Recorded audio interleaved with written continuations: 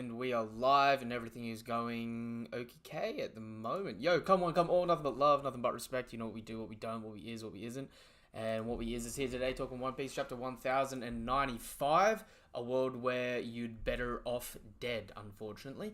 I got with me today Kuma the Straw Man and Turtle Hermit, aka Young Two-Face.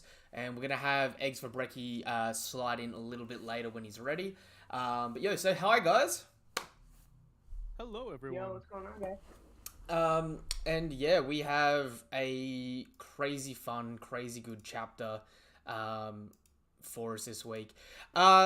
First things first, I haven't really been doing this for a minute, but on a scale of 1 to 10, what did everyone rate the chapter? I want to give it an 8. An 8? An 8. Yes. It wasn't the I'm gonna best give it a chapter. solid 9.5.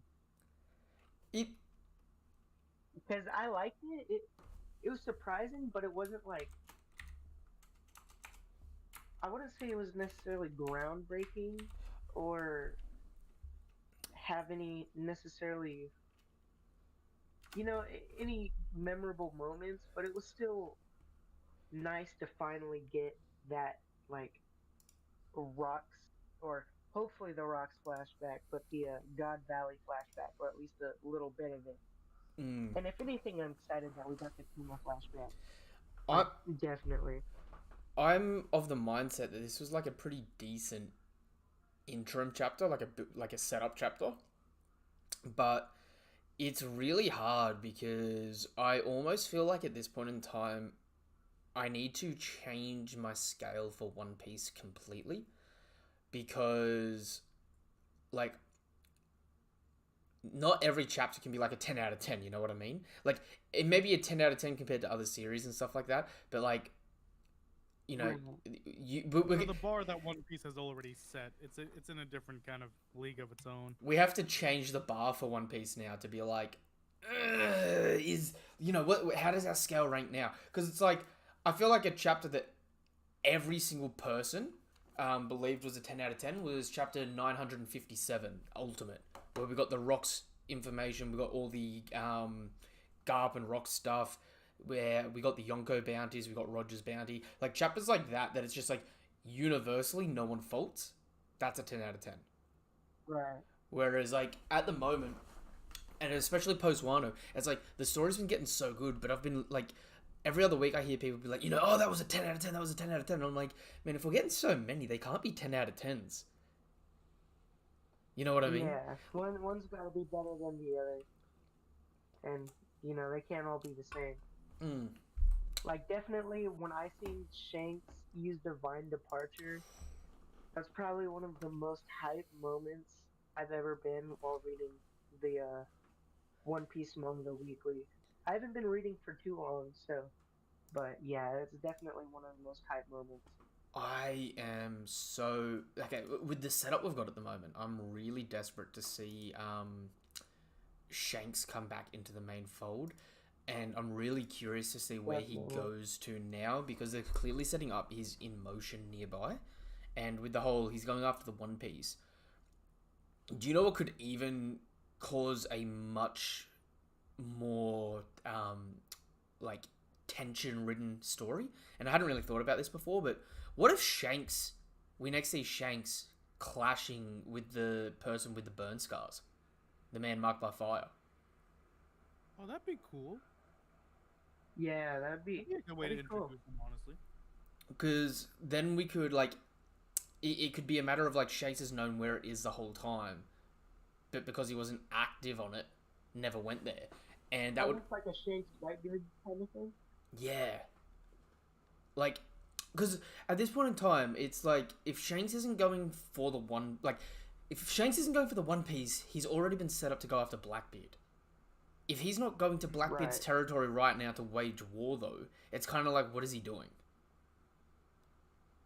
So it's like, I'm trying to think outside of the box a bit with him and be like, look, if you ain't here, where are you going? And with everything that's being set up, like Rocks and God Valley was obviously set up in Wano, but like Figureland just got set up off the back of the Sabo flashback. You know what I mean? So it's like, obviously all these events that are being set up are having pretty quick payoffs at the moment, because it's supposed to be just like random chaos happening everywhere. You know what I mean? Yeah. And I feel like Shanks has to do more than just one-shot Kid in that regard. So at the moment, I'm really scared, and especially since we're now getting focused on Garling. Garling's feats are... Shanks and Garling feats complement each other, if that makes sense. Like, just based on their family tree sort of thing. So it's kind of like, will they, won't they? What's going to happen?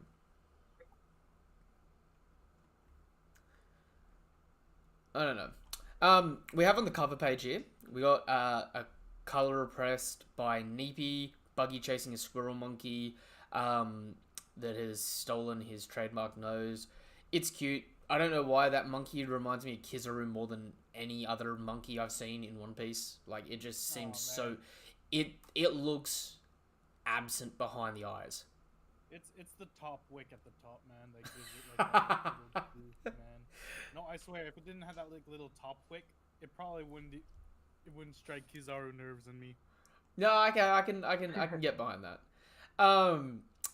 But yeah, then we transition over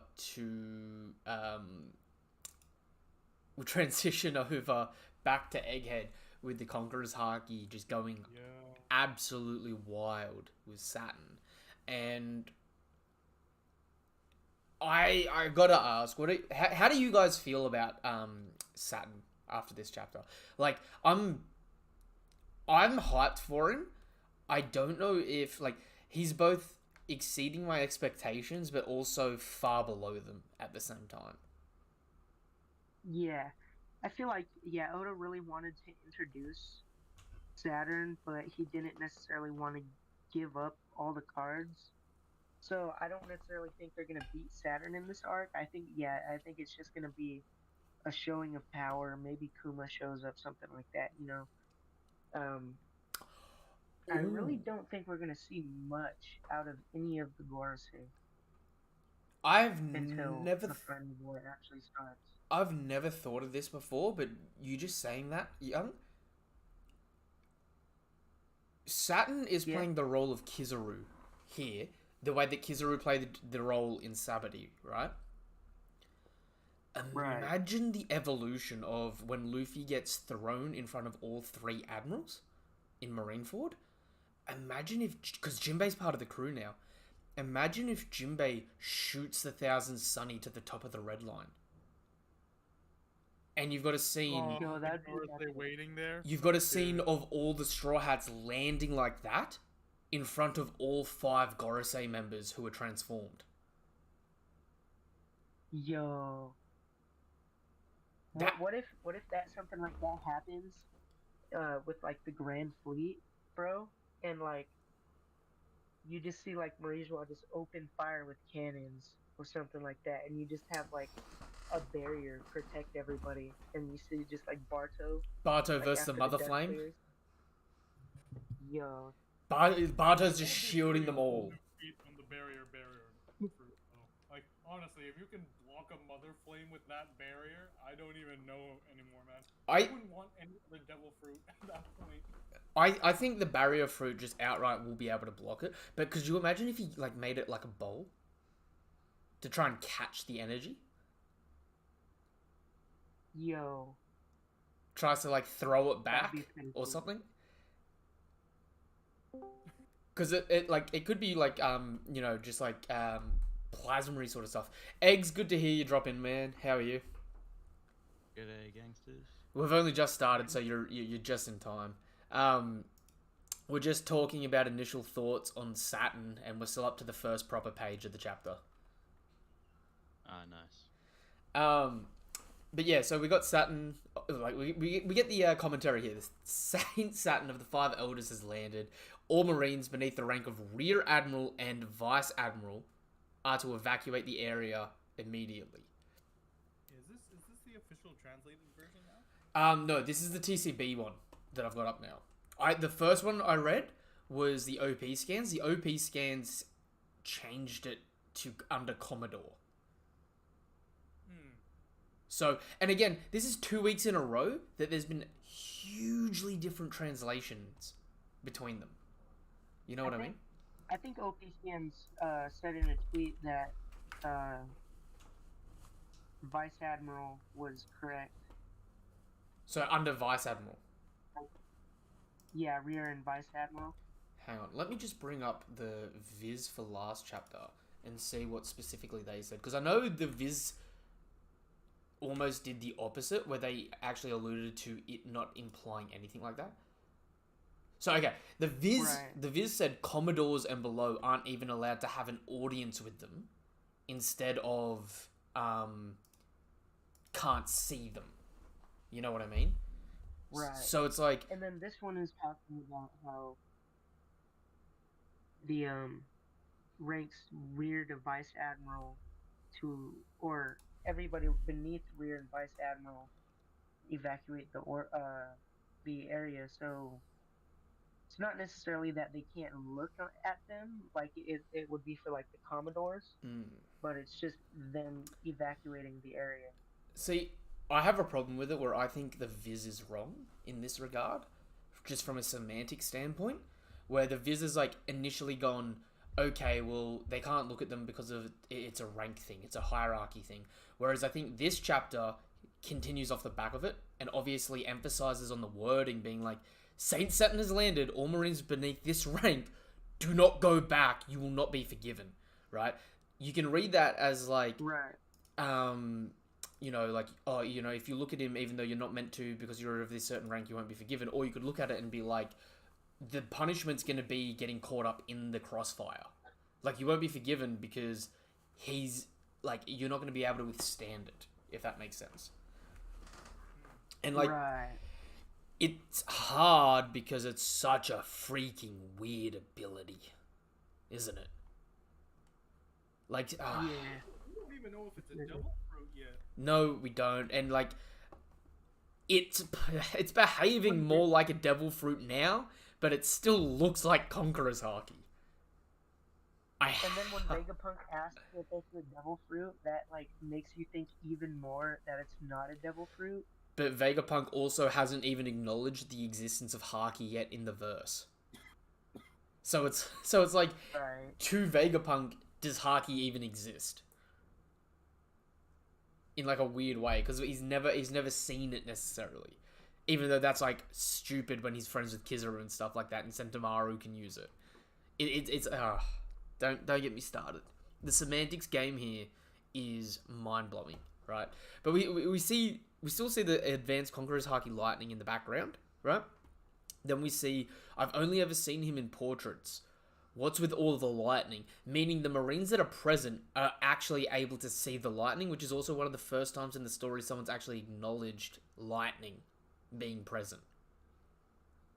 In fact, it's the only time lightning's ever been actually denoted to being present for Haki. Whereas in other examples, the closest that's happened is people being like, oh, they're using Haki, but they haven't directly said that they can see the lightning, if that makes sense.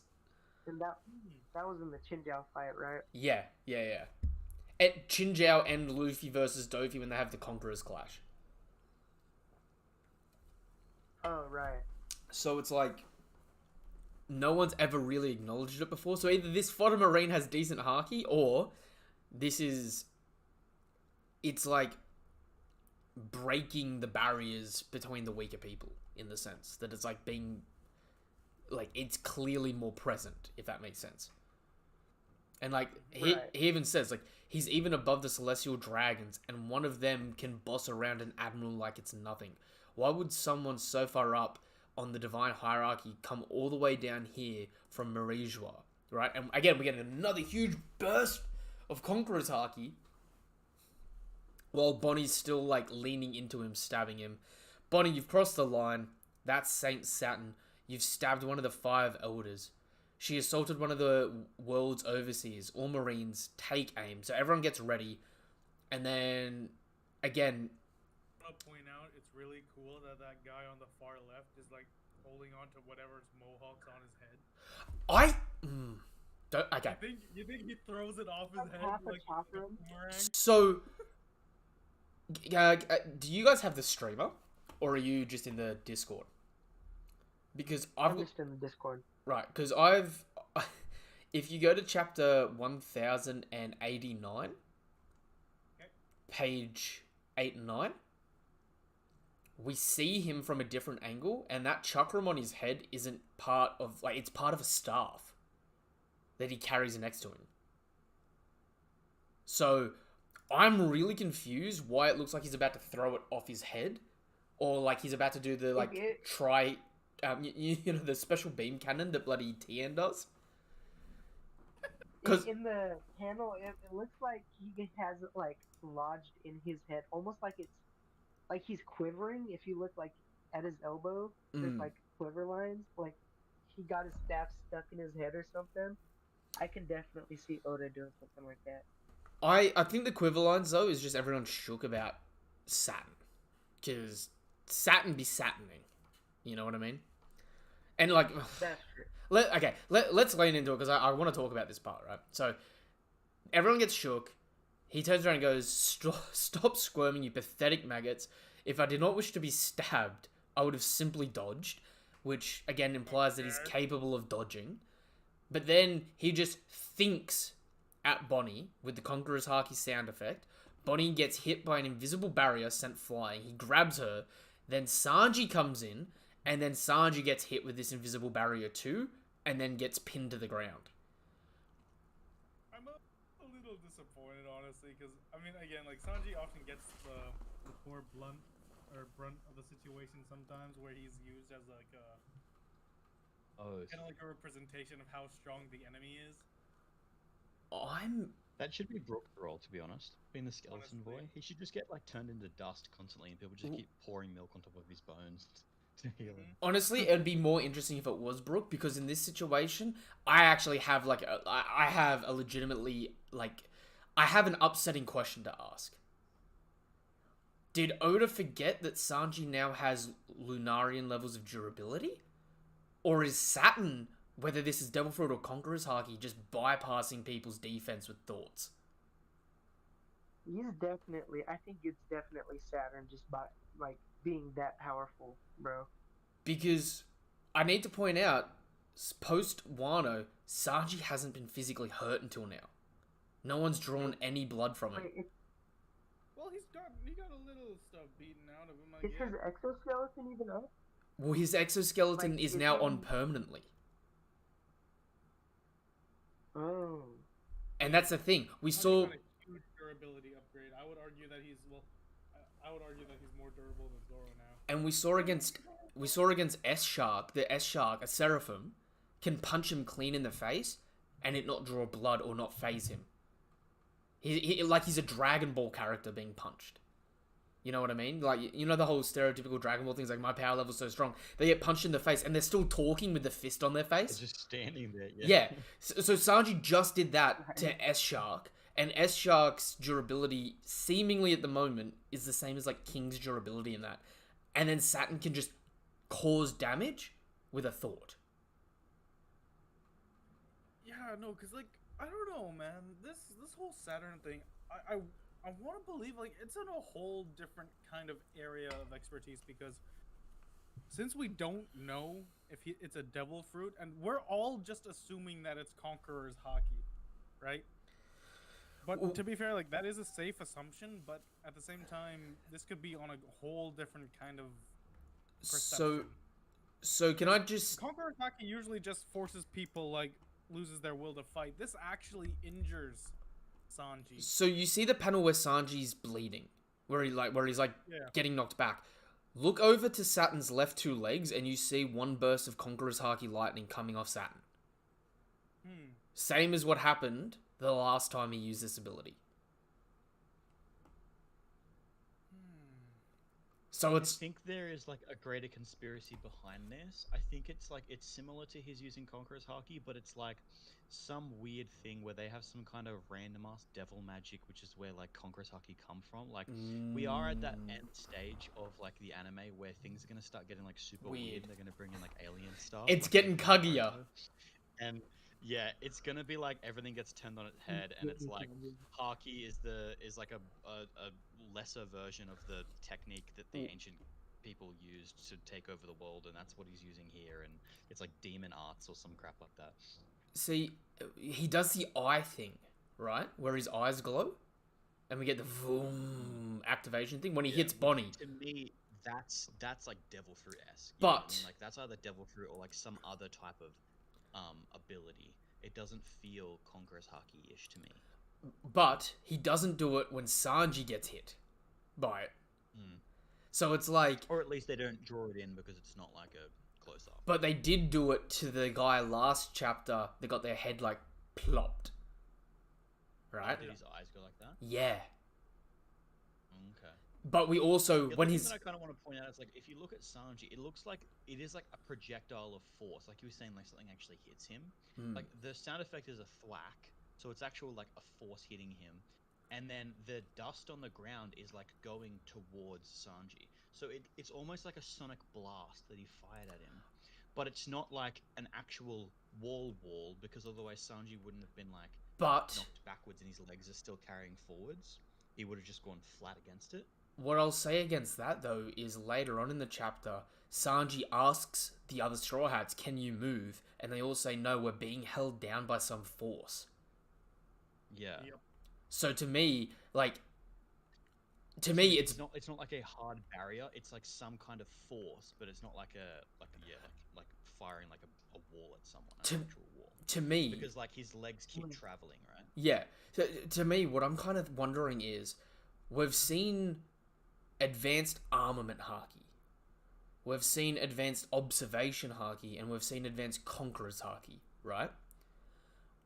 We've seen advanced armament and conqueror's haki, but have we seen a mixture of advanced conqueror's haki and observation haki? And now I'm wondering if this is maybe the hybrid of when you're using an advanced form of observation, fusing it with conquerors, where you can almost envision a barrier in areas using your conqueror's haki. If that makes sense. So it's like, the eye effect is to be like, okay, this is going to be the visual indicator going forward that someone's using this specific advanced form of haki, right? The barrier, it uses your conqueror's haki pool of haki, right?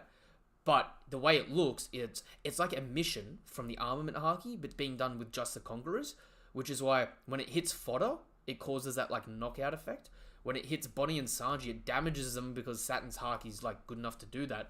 But then when he's doing it and they're being held down later, it's like, you know when Luffy does like a burst of Conqueror's Haki, or when Shanks walks onto Whitebeard's ship, how it's damaging the ship, right? Mm-hmm. It's like that, but instead of it passively damaging everything, it's just holding the pressure down.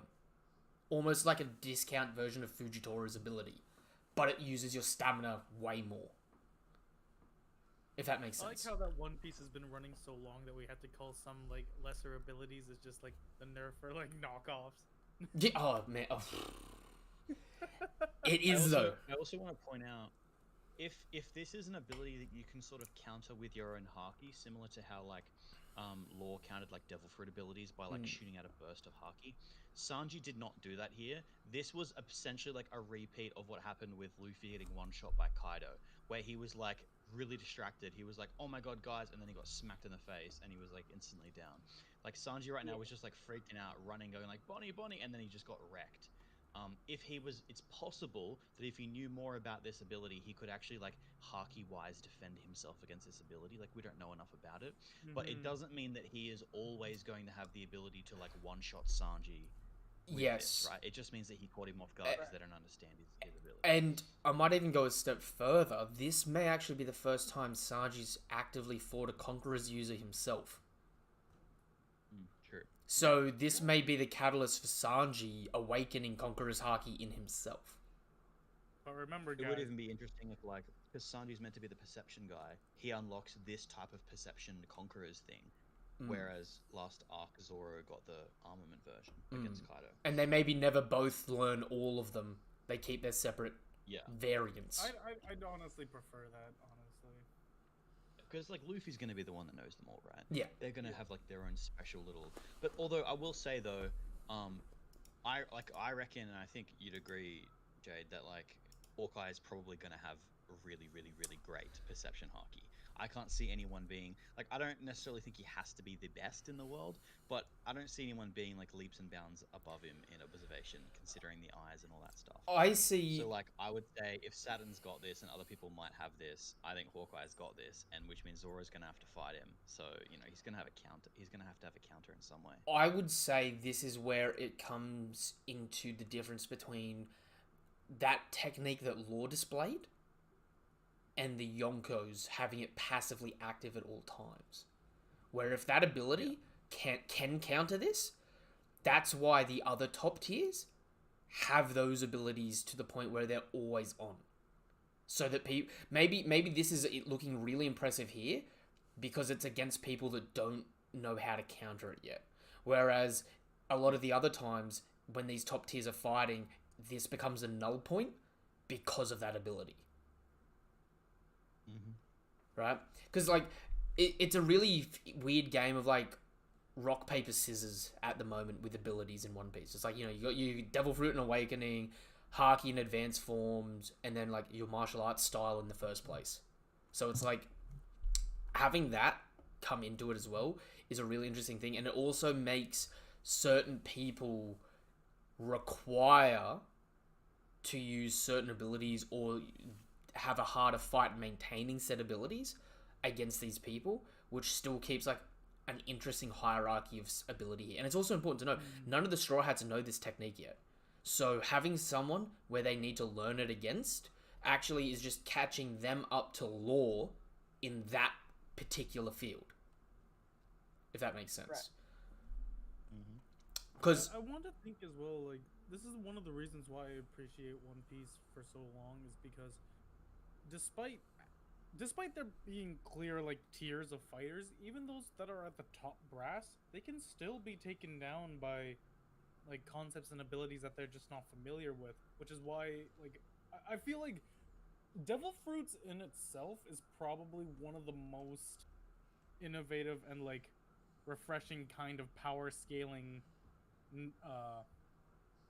dynamics, power systems. Yeah, power. Until like, My Hero dynamics. Like no, because like Devil Fruits are the ultimate wrench, in a sense, where you break away from like, oh, I trained my fist to become as hard as diamonds, and then you've got like a Pooh Sound Fruit, where he just blows you up from the inside out. But then all you have to do is block your ears and you're fine.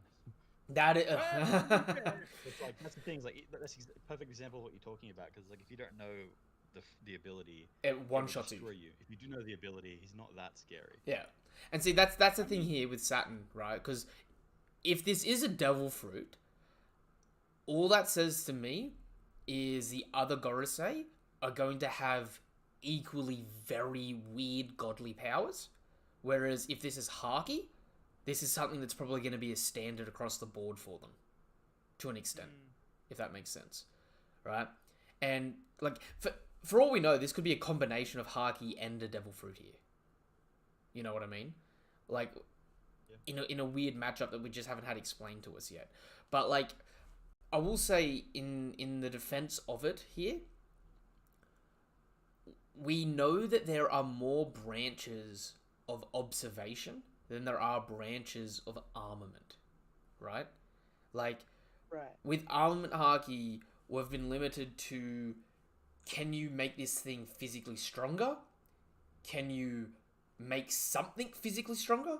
And can you project something strong off either of those things? And that's kind of what armament's limited to, right?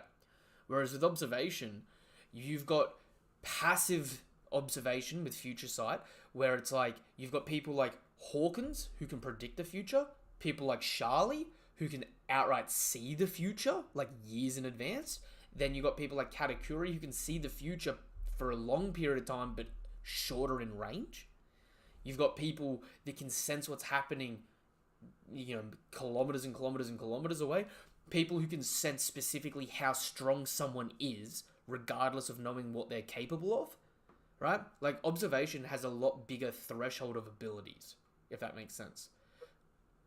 So I feel like it having more variance in advanced forms as well probably makes more sense as well in that regard. If that makes a bit more sense. But I do have to say, right?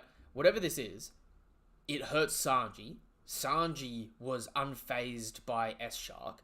So when this attack catches you off guard, this could be potentially like a one-hit KO.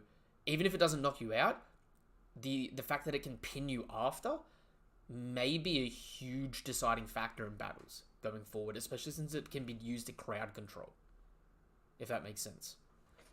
And based on what we saw last week, it can outright kill weaker people.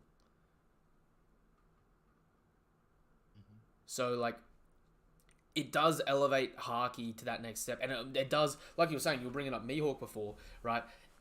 If Saturn's capable of this, and this is a Haki feat, this is one of those things where it's like, okay, we're probably going to lean into Shanks and Mihawk being able to do this to some capacity. Or counter it. So that opens the door there for either alternative abilities or how does this ability apply to other people. For example, right, this could be somewhat, in some weird way, related to the Ikuku sovereignty giant slashes. Because outside of the giants that we've seen in the story, whenever someone's done a projectile sword slash, it just cuts whatever it cuts. You know what I mean? Yeah. Whereas with the giant's abilities, it's just like a circle of force. And that force deletes all matter within it indiscriminately.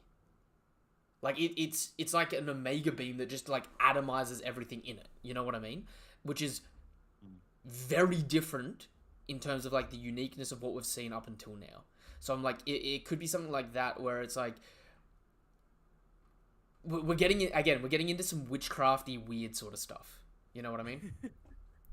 Which I think is perfect that this is getting teased now, because I think the purpose of them teasing this now is to show who from the previous generation has it in God Valley. Because I'm thinking Rox is going to be capable of this, and we may see Roger potentially develop this during the course of the God Valley flashback, if that makes sense. This is all assuming it's Haki related. Yes. Because it's still a little bit up in the air. Like, it could be that whatever the hell devil fruit this guy has just has lining around it. And it's like an intentional, like, Oda being sneaky. The problem is the sound effects. He does do that. The problem for me is he is intentionally not telling us that it's a devil fruit or not. Like, whether or not it is one. You know what I mean? Like, he's being very sneaky. I think the best idea for it is, if this is a devil fruit, it's just going to be like, yeah, he's using his devil fruit, but he's also just got casual Conqueror's Haki constantly coming off him because he's a Chad. You know what I mean? And it's going to be like, okay, you could have told us that. Yeah. Well, because that's the thing is, like, we have like three different things, right? We have him teleporting in that weird way. Yeah. We have this ability that he's using, and then we have his, like, physical form itself. And, like, all three could be all the same or all different, you know what I mean? Like, or combinations. One could be Haki, one could be a devil fruit, or they could all be Haki somehow. You can change your form with Haki, or they could all be a devil fruit, or Which, it's wild. And then that's not even getting to the point that he heals being stabbed. Like, I'm glad it's not an egg spider sack. Oh, there's still hope. There's still hope. When I saw that that healing, I immediately was like, Jade's gonna love this because you love a healing factor. Healing factors are so entertaining because it means, especially on strong characters, because a good healing factor on a strong character means you get to see more punishment dealt out. Right? You get to see people go into their bag for bigger and stronger attacks. Like, depending on how this arc ends, right? We may see Ashura 9 sword style with advanced Conqueror's Haki landing attacks on Saturn. and him healing back from it, but us seeing like how close that would have been to putting him down. You know what I mean? So it's like Right. getting healing factors. The higher up you go in like how strong people are, and the more to the top you get, and then start getting healing factors, the more it's kind of like, holy shit, yes, thank you. We're upscaling here. It's why Marco was the best Yonko Admiral Gatekeeper, right? Because it's like, to beat Marco, you've essentially got to just be able to nullify the healing factor and one-shot him, or you just get tired out and lose eventually. If that makes sense. Right. But Saturn's wound disappears completely. Now, did it heal, or did the hair cover it? Like, creep in? Because that's also a little interesting to look at. Right? Exact theory, bro. Like, did it like reform back over the opening? Or did it just like outright revert? Because it didn't look like it creeped back in, did it? It just sort of looked like it almost got reversed completely. Yeah, it definitely looks more like a reversal So, than like a heal. so this could even potentially be like something similar to Hawken's ability, where he can actually divert it to something else, or store it. Like, it could be like the difference between Hawken's ability and Aruja's ability to sustain damage and like amplify it. You know what I mean? Right. So there's something to do with this to keep an eye out for. I'm definitely curious for it. Then we see the Vice Admirals running in, and then Saturn's like, just, piss off, you fools. Don't give them an opening, stay calm. Escape is impossible if you keep your weapons trained on them. We see one of the Vice Admirals there being Shinzilla. It's also important to note, just as a reminder, he's got the Zephyr big robot arm on his right arm. So I'm really keen to see what happens there, but I don't think we're coming back to this scene for a while after this. Also, we get a semi-conclusion to the Luffy vs. Kizaru fight, both of them being TKO'd, right? I don't know how you guys feel about this. Personally speaking, I think the reason we didn't see Kizaru go all out is specifically because he's being saved for something else this arc, and the reason why we didn't see Luffy go all out is specifically because this isn't his big fight, right? They showed just enough against each other to be like, okay, they're relative, if that makes sense. And it's important to note, like, even though Luffy did the star gun on Kizaru, right? Luffy's knocked out here. Like he's TKO'd, and Kizaru's still conscious, even though he's been like applied the dizziness factor from the Toon Force. If that makes sense. Well, Yeah, I but mean, Luffy's not knocked out necessarily because he knocked exerted out. himself. Yes, but the way in which he exerted himself, arguably, because that white star gun was the second strongest attack we've seen him do, other than the Bajrang gun, right? So arguably, him doing that one attack is enough to drain him out of Gear 5. Right. Well, plus the whole other fight that he was doing. Yeah, because he this is the first arc where, or not first arc, but like where Luffy does a full transformation, because he also went pretty hard against Lucci. Yeah. And then he's already going straight up against An Admiral. Kizaru next, Yeah. right? And then Then he was last going chapter, Gear Kizaru 4 was versus literally the, saying to him, "I can't believe you're still in this form." Like they had obviously been fighting for quite a bit, because Kizaru was seriously just being like, "Are you not tired yet? Come on, bro." And then he did Right. his final punch, So and that took him out. the thing I like about this though is I think this adds a beautiful nuance to it, where now this becomes who gets up first, right? Like if no one else was here and it was Luffy versus Kizaru, right? Luffy's just TKO'd himself to apply a status effect to Kizaru, but Kizaru's TKO'd as well. So it's like the Luffy versus Katakuri fight thing, where it's like who gets up first. Personally speaking, I think the reason why this actually ended up becoming a thing is because from a narrative standpoint, Oda needs Luffy to have repercussions at Gear 5, but he also needs times where he can be like, the repercussions don't matter. So if he can make Luffy like like if Luffy's gonna run out of Gear 5, but he makes his last attack an attack that makes someone stay knocked out just as long as him out of Gear 5, it keeps that fight interesting, if that makes sense. So Right. it's a way to equalize the field. Instead of having Luffy have to be carried around by people post Gear 4 or Luffy run away from a fight, it's just like, we're going to put a pause on the fight and come back to it. Luffy won this round or Luffy tied this round. We'll come back to it later when we get into more details. And I think it's important to note again, like, Kizaru got hit by this thing, but he's not knocked out. He's still conscious. He's just dizzied, right? But he also didn't use any Haki in this fight. Whereas Luffy went into using Haki first, but it doesn't matter because at the end of the day, if Kizaru can't move, Luffy technically won this with like one solid punch. Yeah. So like, Yeah. I enjoy the nuance of it in that regard. I mean, okay, so overall, out of 10, I know we only got 2 chapters out of this, but like, what did you guys think Of the Luffy versus Kizaru? Yeah. I give it a 6.5 out of 10. I enjoy it. Really? I don't think it was really like a showdown fight as you'd classically see. I think it was like along the narrative of the arc, and they were kind of dueling as it went.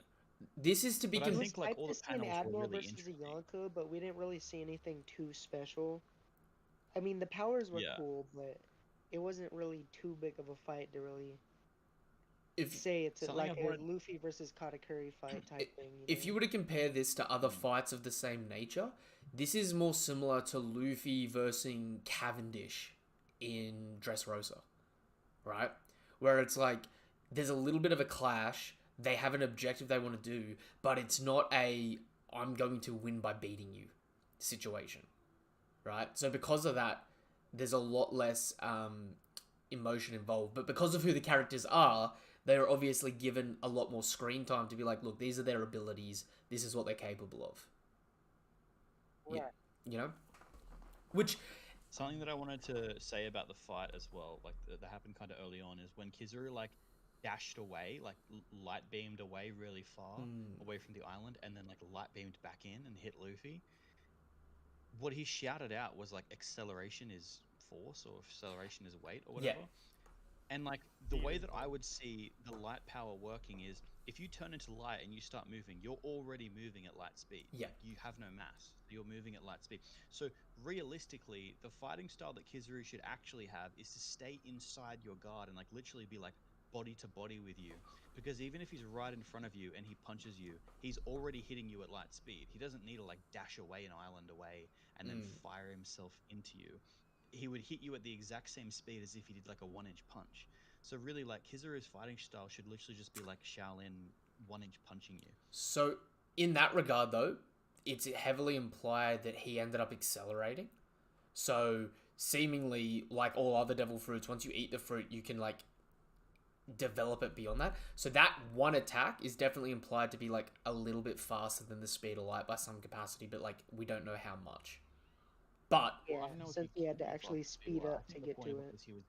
Yeah, I thought the point of it was that they're saying he needs to accelerate to get to the speed of light. Well, no, because we've seen him do like just casually kick, like in Sabaody. Yeah, when he's able to just casually kick at the speed of light. Even in this fight before that's what I mean by that thing being a bit goofy. But the thing is like if you're accelerating past the speed of light, how does that work if you are light?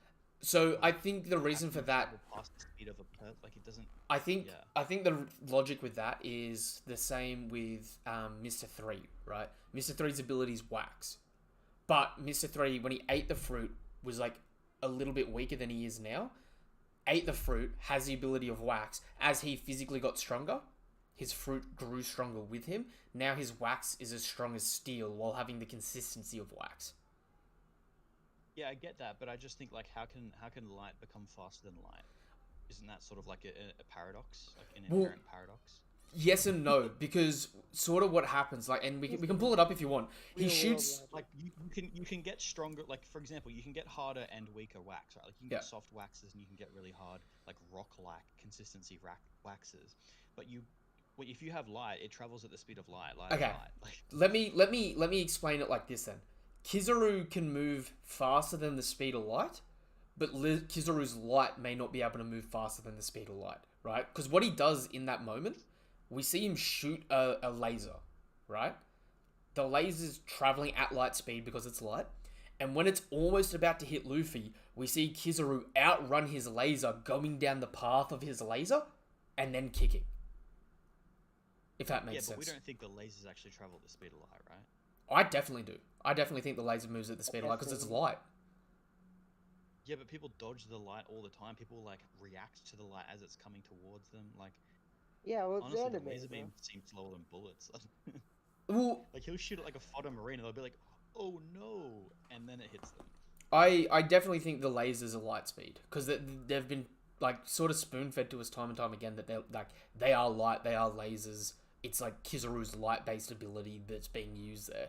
The difference being them accelerating is like, and Kizaru accelerating, it's like it's always in very specific circumstances and displayed very specific ways, right? Like light speed to the reader is visual.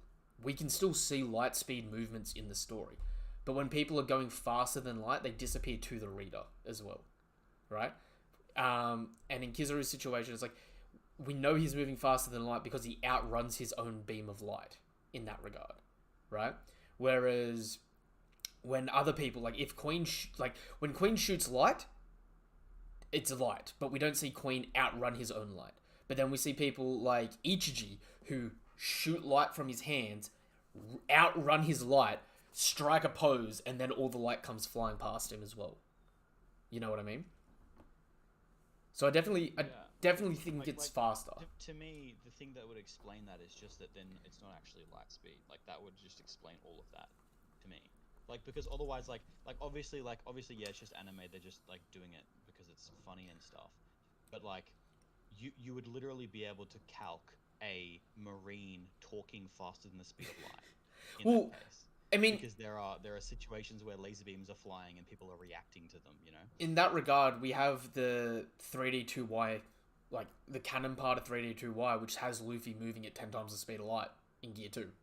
Yeah, I get that, but not fodder marine. No, they can't dodge bullets. Yeah. But I mean, but that's what I mean. Like it just throws all power scaling way out of whack to the point where like nothing makes sense anymore because the marine is. We don't see the Marines dodging light, but what we do see sometimes is like a pacifista shooting a general area and the Marines all diving out the way from the pacifista. So, exactly. So I feel like in that regard, like that's not moving at the speed of light because they're from like. They're also saying things like they're being like whoa and stuff. And that's just say that like a bullet would hit me, let alone a piece of light. That's just anime logic to me, man. That's just like it's the necessity of the story being perpetuated there. The Goku versus Frieza fight was supposed to be 5 minutes. It was like hours. Yeah, I just mean like it's anime logic there, but then like everything else, like all the other calcs that people make, where people like destroying solar systems and shit, that's not anime logic. It's just that's why I don't lean into the calc side of power scaling. Zora's cut does 5 billion mega newtons atomic bombs worth of damage. I look at it more from the perspective of it being like, okay, why do we think it's the speed of light? Is it a one-off or is it like a consistent thing that's being like shown to us? And is it consistently being brought up when those situations are happening? And if it does, I'm like, okay, consistency says like the author's trying to show this specific intent, right? Like I don't think like the fact that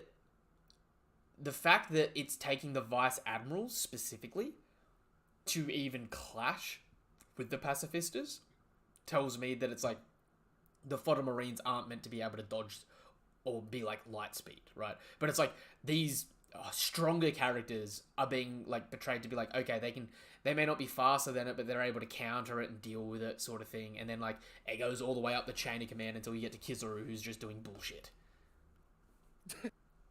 Alright, and we love Kizaru for his bullshit. Then we get Saturn try to impale. Overall, like if you consider, sorry, just last. Yeah, no, go for it. It's just kind of what I'm thinking. I've only just sort of thought of it, but it's like like if you consider light to like the laser beams and stuff in this to not actually be light speed, then the world kind of makes sense in the same way that like in Star Wars, like they shoot the photon beams, but they're not light speed.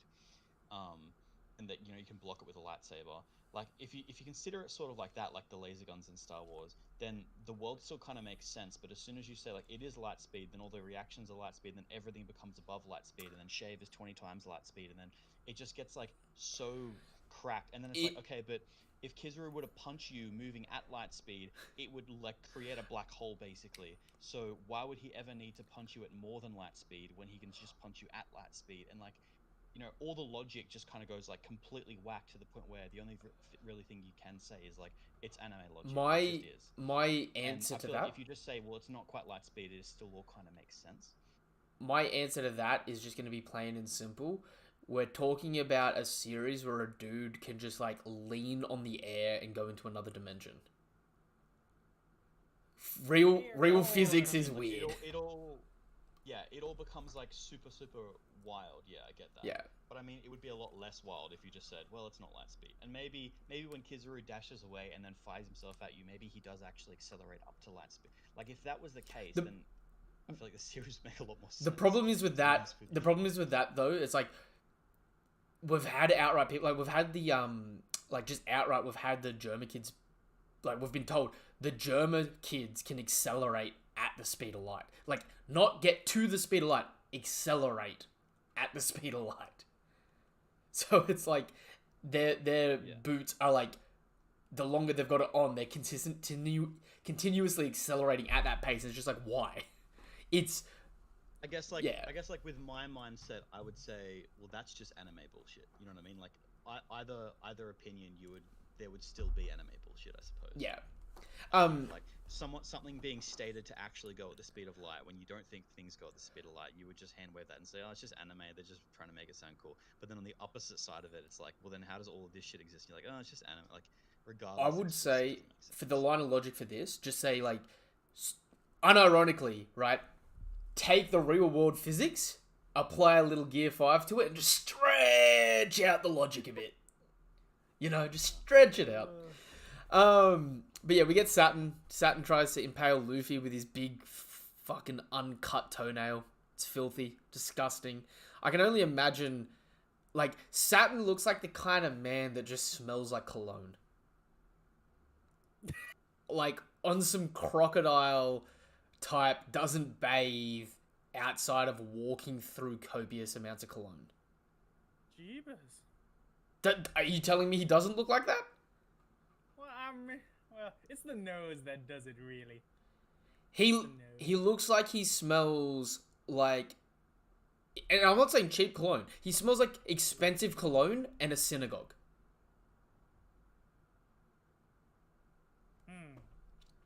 I don't know, but Frankie strong rights him and punches Luffy, and deflated old man Luffy takes damage from it, where he's getting sent flying like a flat Stanley. But then Frankie grabs him and pulls him back. Kuma commemorates him. Again, we get another booty shot of Saturn and his big creepy ass spider legs. I've only just noticed this. How many legs do spiders have? I don't know why. Spiders have 8 legs. Yeah. He's got 6 legs. Do his arms count as legs? 2 arms. Are we saying that? Yeah, I'm thinking that's what Odo's going for. Okay. Yeah, probably. Because if that's the case, so it would be 8 limbs technically, right? Yeah. Or this man's gonna be creepy, and all of a sudden his hands are gonna turn into these big old toenails when he starts running forward. Because he's technically in a hybrid form right now. It'd be interesting. But yeah, we have Luffy out, we have Bonnie out, both being held by either member. We get another shot of the island where we see, again, this Conqueror's Haki lightning just spewing forth from the island on some crazy ominous shit. And Saturn has this little monologue here where he's like, Straw Hat Luffy, Jewelry Bonnie, your involvement in this affair was certainly unforeseen. However, the coasts have been completely blocked by our army. It would be something to see you escape from such a hopeless situation. We shall see what fate has in store for you. Clearly baiting the fact that the Straw Hats are going to escape come the end of this arc, which I feel like is kind of dumb on Saturn's part, right? Like, just tempting the Aether out there to be like, yeah, try and escape. I'd like to see it. You know what I mean? Like, especially when very... Okay. Saturn is probably going to lose this arc, right? Like, we feel like the Straw Hats are either going to escape or Saturn's going down, right? Right. If that happens, does Saturn get in trouble?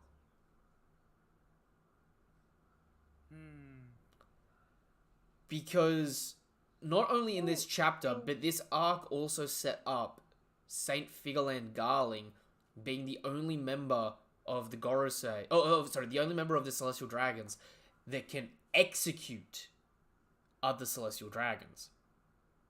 I think it would be more like, I don't know, one of those things where he's not like punished, but it's like they understand that if somebody like him gets beat in an altercation, it's not for no reason. You know, I think they would have at least that much faith in Saturn. Because almost like an admiral. If an admiral loses, it's not because they were just doing nothing. It's because, you know, they actually lost. The problem I have though is it's almost like you've got Im's the CEO of the company, right? Yes. Saturn and the Gorosei are like the executives, right? And Garling is like human resources, right? They're gonna find out that like Saturn lost like their biggest contract to date because he was just goofing around in a sense. Like he was tempting. Right. He was playing with it. So is it going to be a matter of it's like dude's getting fired, dude's getting the axe after this? Because it would be a bit disappointing to have him introduced and be taken out so quickly, right? Right. But it could definitely be used as a hype tool, as a replacing him with Garling in that regard.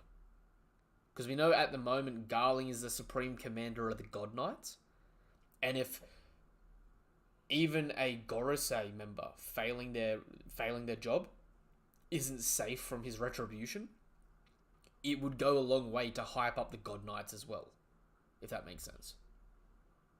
Right. I don't know if it would be the best for the story, but like I don't know why. Whenever I see spider characters, all I can imagine is someone stabbing the spider and their legs curling up. So Garling being like able to execute these guys, being a swordsman, I don't know why. I've just got it in my mind that he's just gonna stab him. And like I don't know. That would bring some real hype to Garling though. You think Garling's above even the Celestial, like even the Gorosei? I think Garling is parallel to them under him. And my reasoning for that is, you know, when we got Black Horse or Dark Horse Tensei for the Marines? Yeah. I think Garling fills the same position, right? Where it's this one person outside of the organization but is technically part of the organization that can technically apply retribution to anyone in the organization. If that makes sense. Right? So you mean like Emu and the Five Elders are like judge and jury, and then Garling is the executioner type thing? Exactly. So, and like, you know, Garling as well sits in a really interesting point because he's obviously Shanks' father or grandfather, right? Right. So he holds more importance to the story in a lot of ways than potentially just an individual Gorosei member. If that makes sense, right?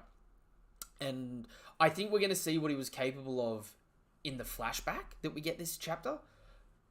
and like going forward. But I think what we need from Garling is the opposite of what we've had from all the other people of his age bracket so far, where everyone else has deteriorated, but we need to see someone that hasn't. If that makes sense. Or someone that's even potentially gotten stronger. Right. Because, like, we got Whitebeard. Whitebeard was sick. Roger was sick. Garp has stated that he's like 50% capacity. Suru never quite got to the same heights as them. Sengoku did, but also like Sengoku's a bit iffy at the moment because he sort of doesn't give a shit, right? You got people like Don Chinjia that have actively said they've gotten weaker, but we haven't had someone from that age group who got stronger since their prime, or what we would refer to as their prime, if that makes sense. Ages, I mean, actually, no, Oda's pretty consistent with his age and their like power scaling downs. Honestly, especially if like, oh god, the Great Whitebeard controversy and everything like that. People are saying like if Whitebeard went all out, he would have been able to take down Marineford, but considering what we've seen now from the world government, honest to God, I wanna doubt that Whitebeard at the age of 72, hacking out blood, would have been able to actually take down Marineford. He could have destroyed the island. He could have destroyed the island, but he's not destroying the people. That's the thing. Definitely not. And like, I'm looking at the Gorosei here. Obviously, the Gorosei are being implied to be very aged, right? Mm-hmm. And especially since we see in the beginning of the God Valley flashback here, Saturn hasn't changed design in over 40 years. Yeah. So he was old when old was old, right? I think people like Garling are going, like, I think the Celestial Dragons that are old are going to get an opposite treatment to what we've gotten from old people until now. If that makes sense. And right. part of what makes me feel and question this is because why did we get introduced to Garling being as old as he is if he's Shanks' father when we could have just had him slightly younger and have the same thing happen? Yeah. Because in the flashback, he looks maybe 20. A little bit older, maybe? I honestly want to say, like, he's probably, like, 20, like, mid-20s, like, 25. So, he's, like, 65-ish now, right? Probably. Because Shanks is 40. So, it's, like, it's one of those things where it's, like,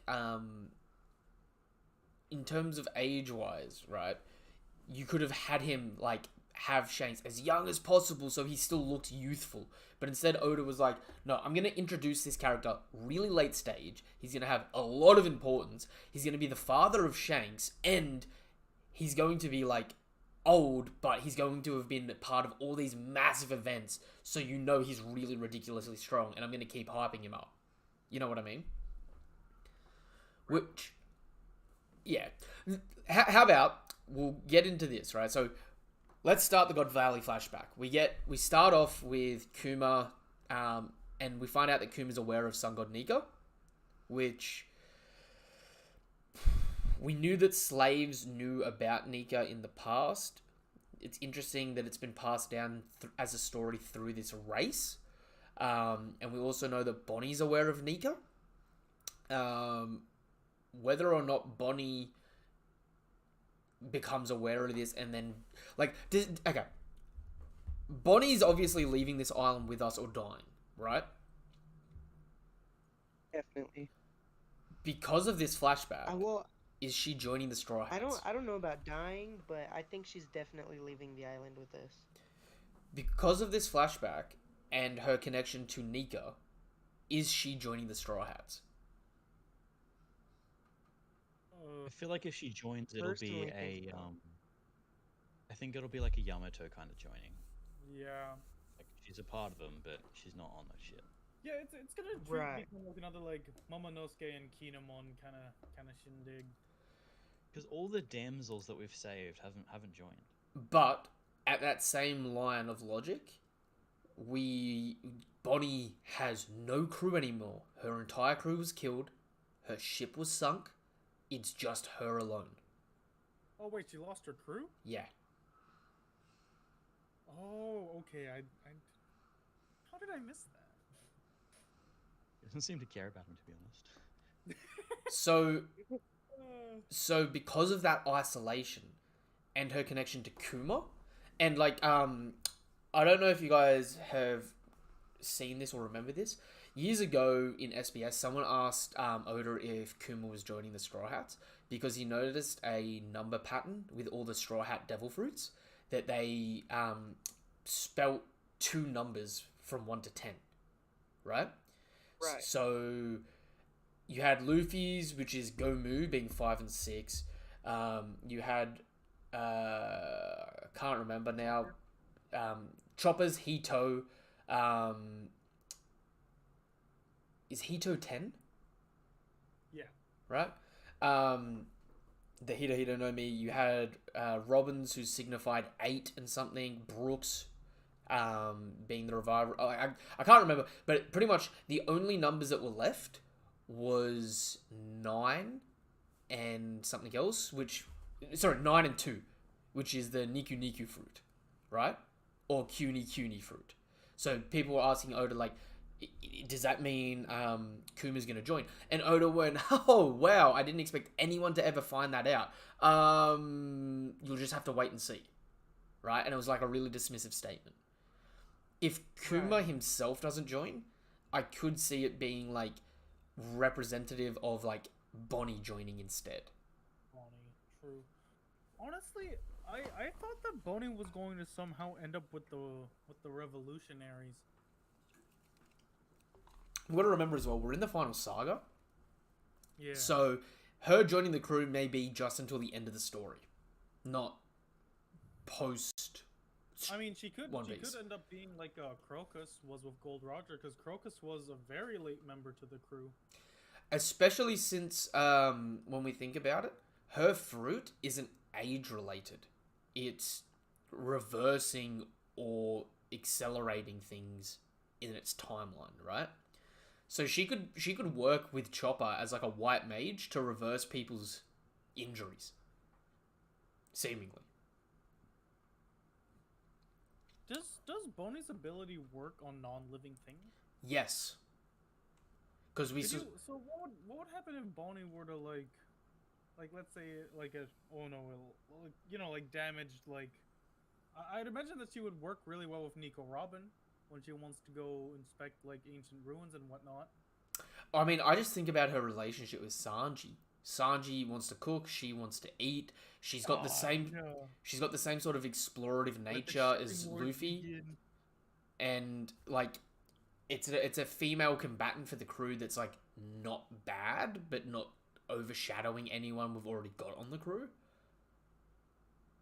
Like it's a reasonable fit. Definitely brings a whole new different kind of like power dynamic. But I think again it's completely contingent on how it plays out, because those other links could be hinting to something else that we just don't know about yet, right? But because she's so lonely and isolated, and she also bears a grudge against Akainu too. Like, we could have Luffy fighting Akainu, and Bonnie's on his back doing the Deku, like, revert the damage while they're fighting. On some, like, Deku and, Deku and Eri versus Overhaul type stuff.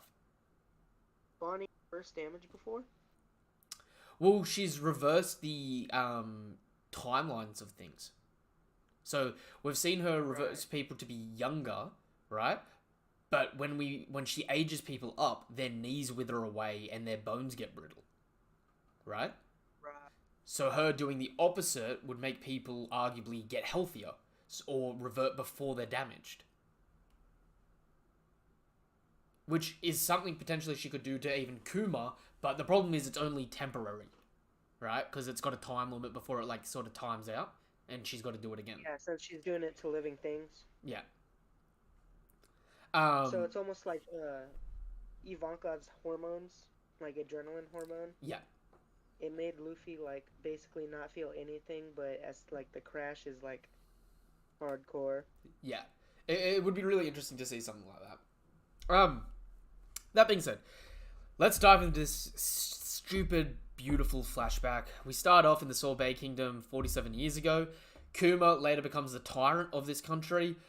In this flashback so far, Kuma has not come back to this country, meaning after God Valley, Kuma comes back to the Sorbet Kingdom and takes over as the king. I think the whole Kuma the Tyrant storyline comes from the mindset of him taking over this country and trying to cut it off from government ties, right?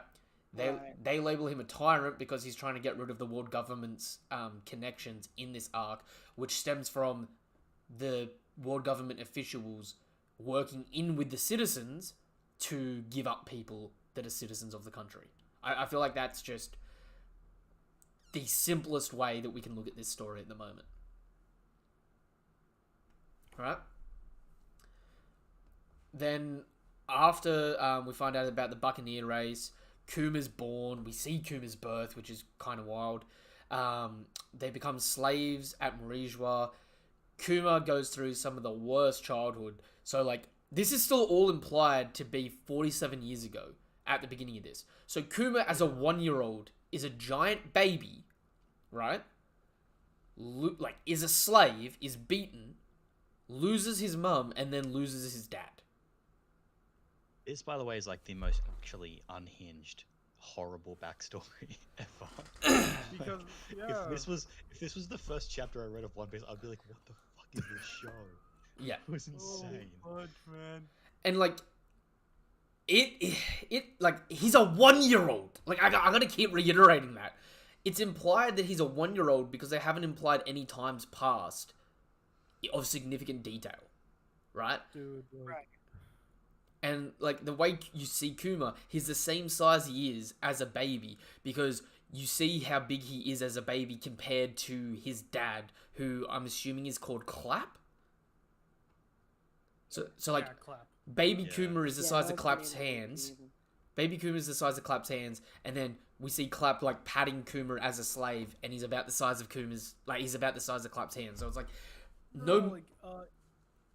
sorry, like even then we get a quick shot, like just for size comparison of Kuma and Clap next to like some like just normal slaves, and when he's after like the panel of when Clap is explaining that Kuma's mother died, right? Mm. Yeah, you see him like sitting next to two slaves, and the two slaves, like normal slaves, are absolutely tiny compared to them. Like, even Kuma. they come up to Kuma's like nipple. Yeah. Right. So it's like he's a big boy. They breed him big in the Buccaneer tribe, but And he's only half Buccaneer too. Yeah, he's only half Buccaneer. I have to point out a beautiful parallel here. I love this so much, right? Because Kuma loses his mother and then loses his father, right?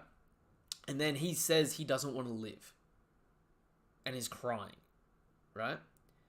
And they're like, this is all being superimposed with the warrior of liberation will come and save you, right?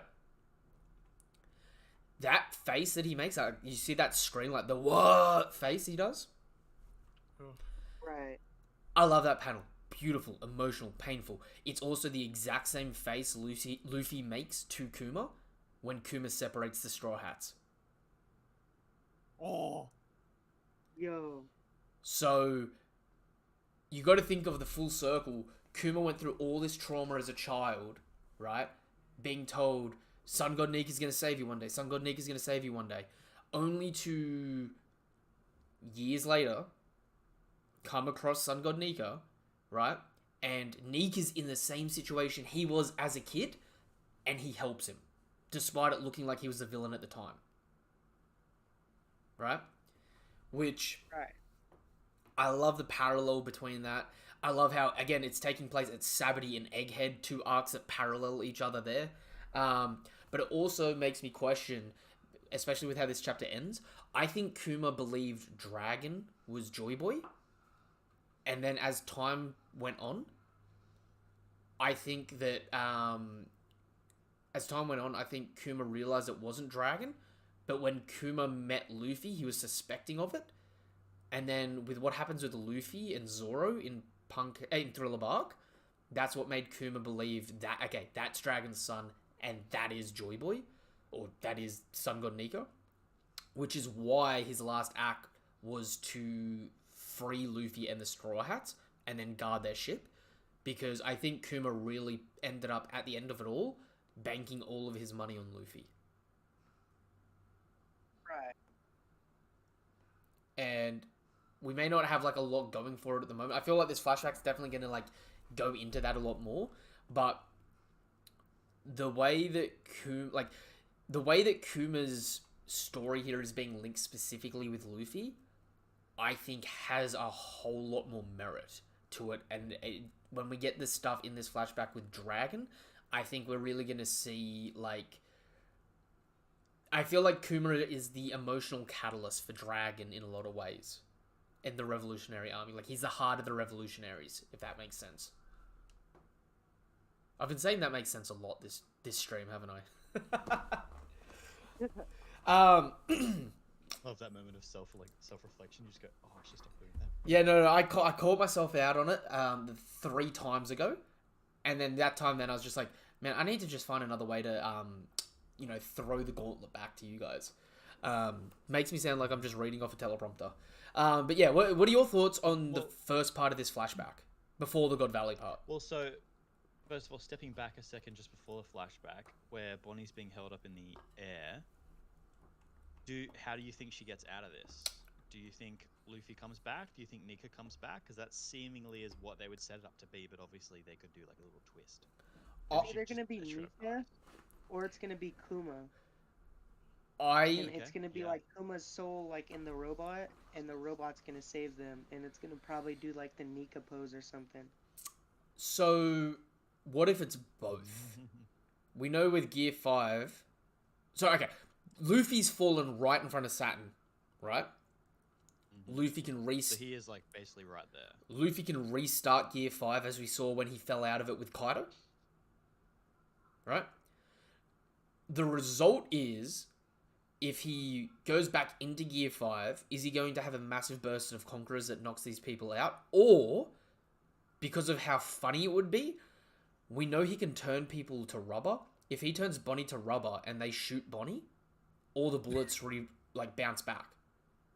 Oh man, turn Bonnie into a slingshot and hope to God she lands on an island. That would also be very like Sun God sort of thing. You could have an awesome panel as well, where next chapter they have a panel of just Bonnie's face as the bullets come in and they like indent into her face and then bounce back.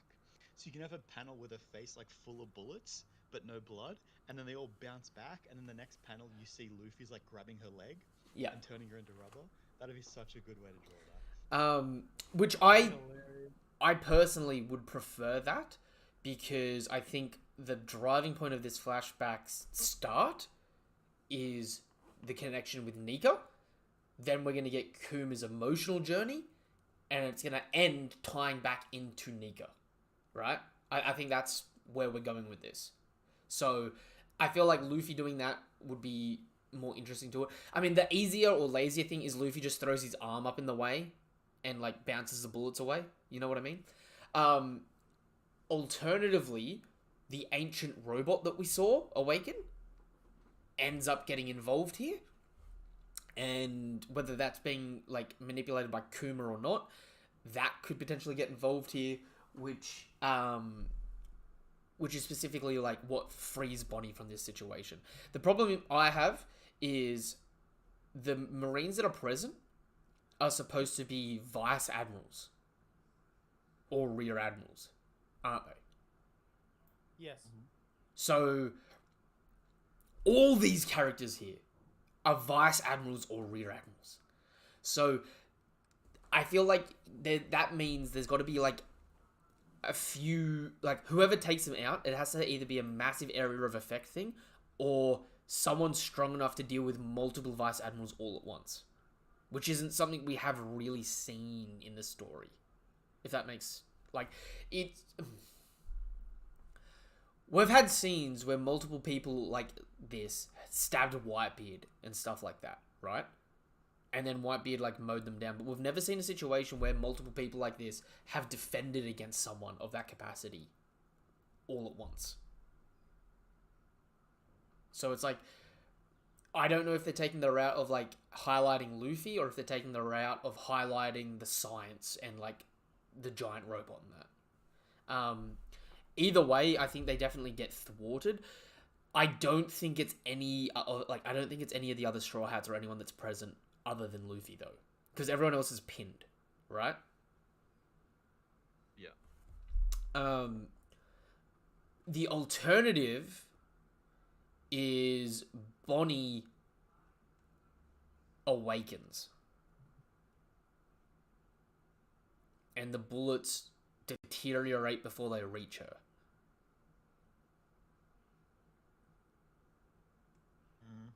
That possible. It's a bit of a reach though. Yeah. I like. Well, it would be cool. It depends because we also like again we don't even know what her fruit is. Yeah, true. So it's like she could be more or less inclined with her fruit than we know at the moment. It's about it. It's hard, you know what I mean? But yeah. Anyway, in terms of the flashback, something that I really thought you'd bring this up. The Buccaneer tribe has a legend that's been passed down specifically through the Buccaneer tribe about Nika.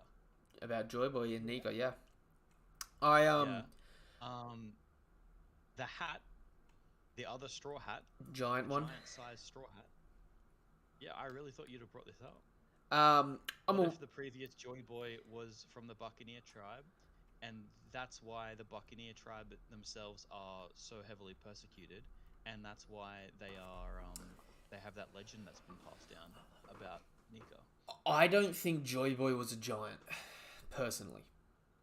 Because he's not a giant, he's a Buccaneer, right? He's half. I don't think he's got giant blood. I don't think he's a Buccaneer either.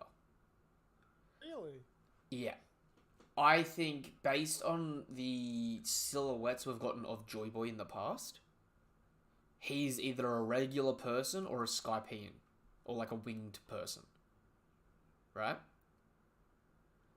But what I do think... I will say though, I think there's been multiple Joy Boys. Okay. So I think the Joy Boy that we see classically with the sword and the spear in front of the sun, I think that is like the first Nika. But I think there was another one since. I'm of the mindset at the moment that they're the one and the same at the moment. And the only reason I'm leaning on that is the fruit, quote unquote, hasn't been awakened in 800 years. Yeah. Right? I think that was the last one. But I think there was like an ancient one. Potentially. Like, I there's just, like, it could be. My reason for it, and I know, like, it's literally just full-on conjecture, is the ancient one is using, like, he's wearing, like, tribal outfits, and he's holding a sword and a spear. The 800 years ago, or, I don't know, maybe 800 years ago is okay. But, like, we know that technology actually used to be better than it is now. So, why would you use a sword and a spear?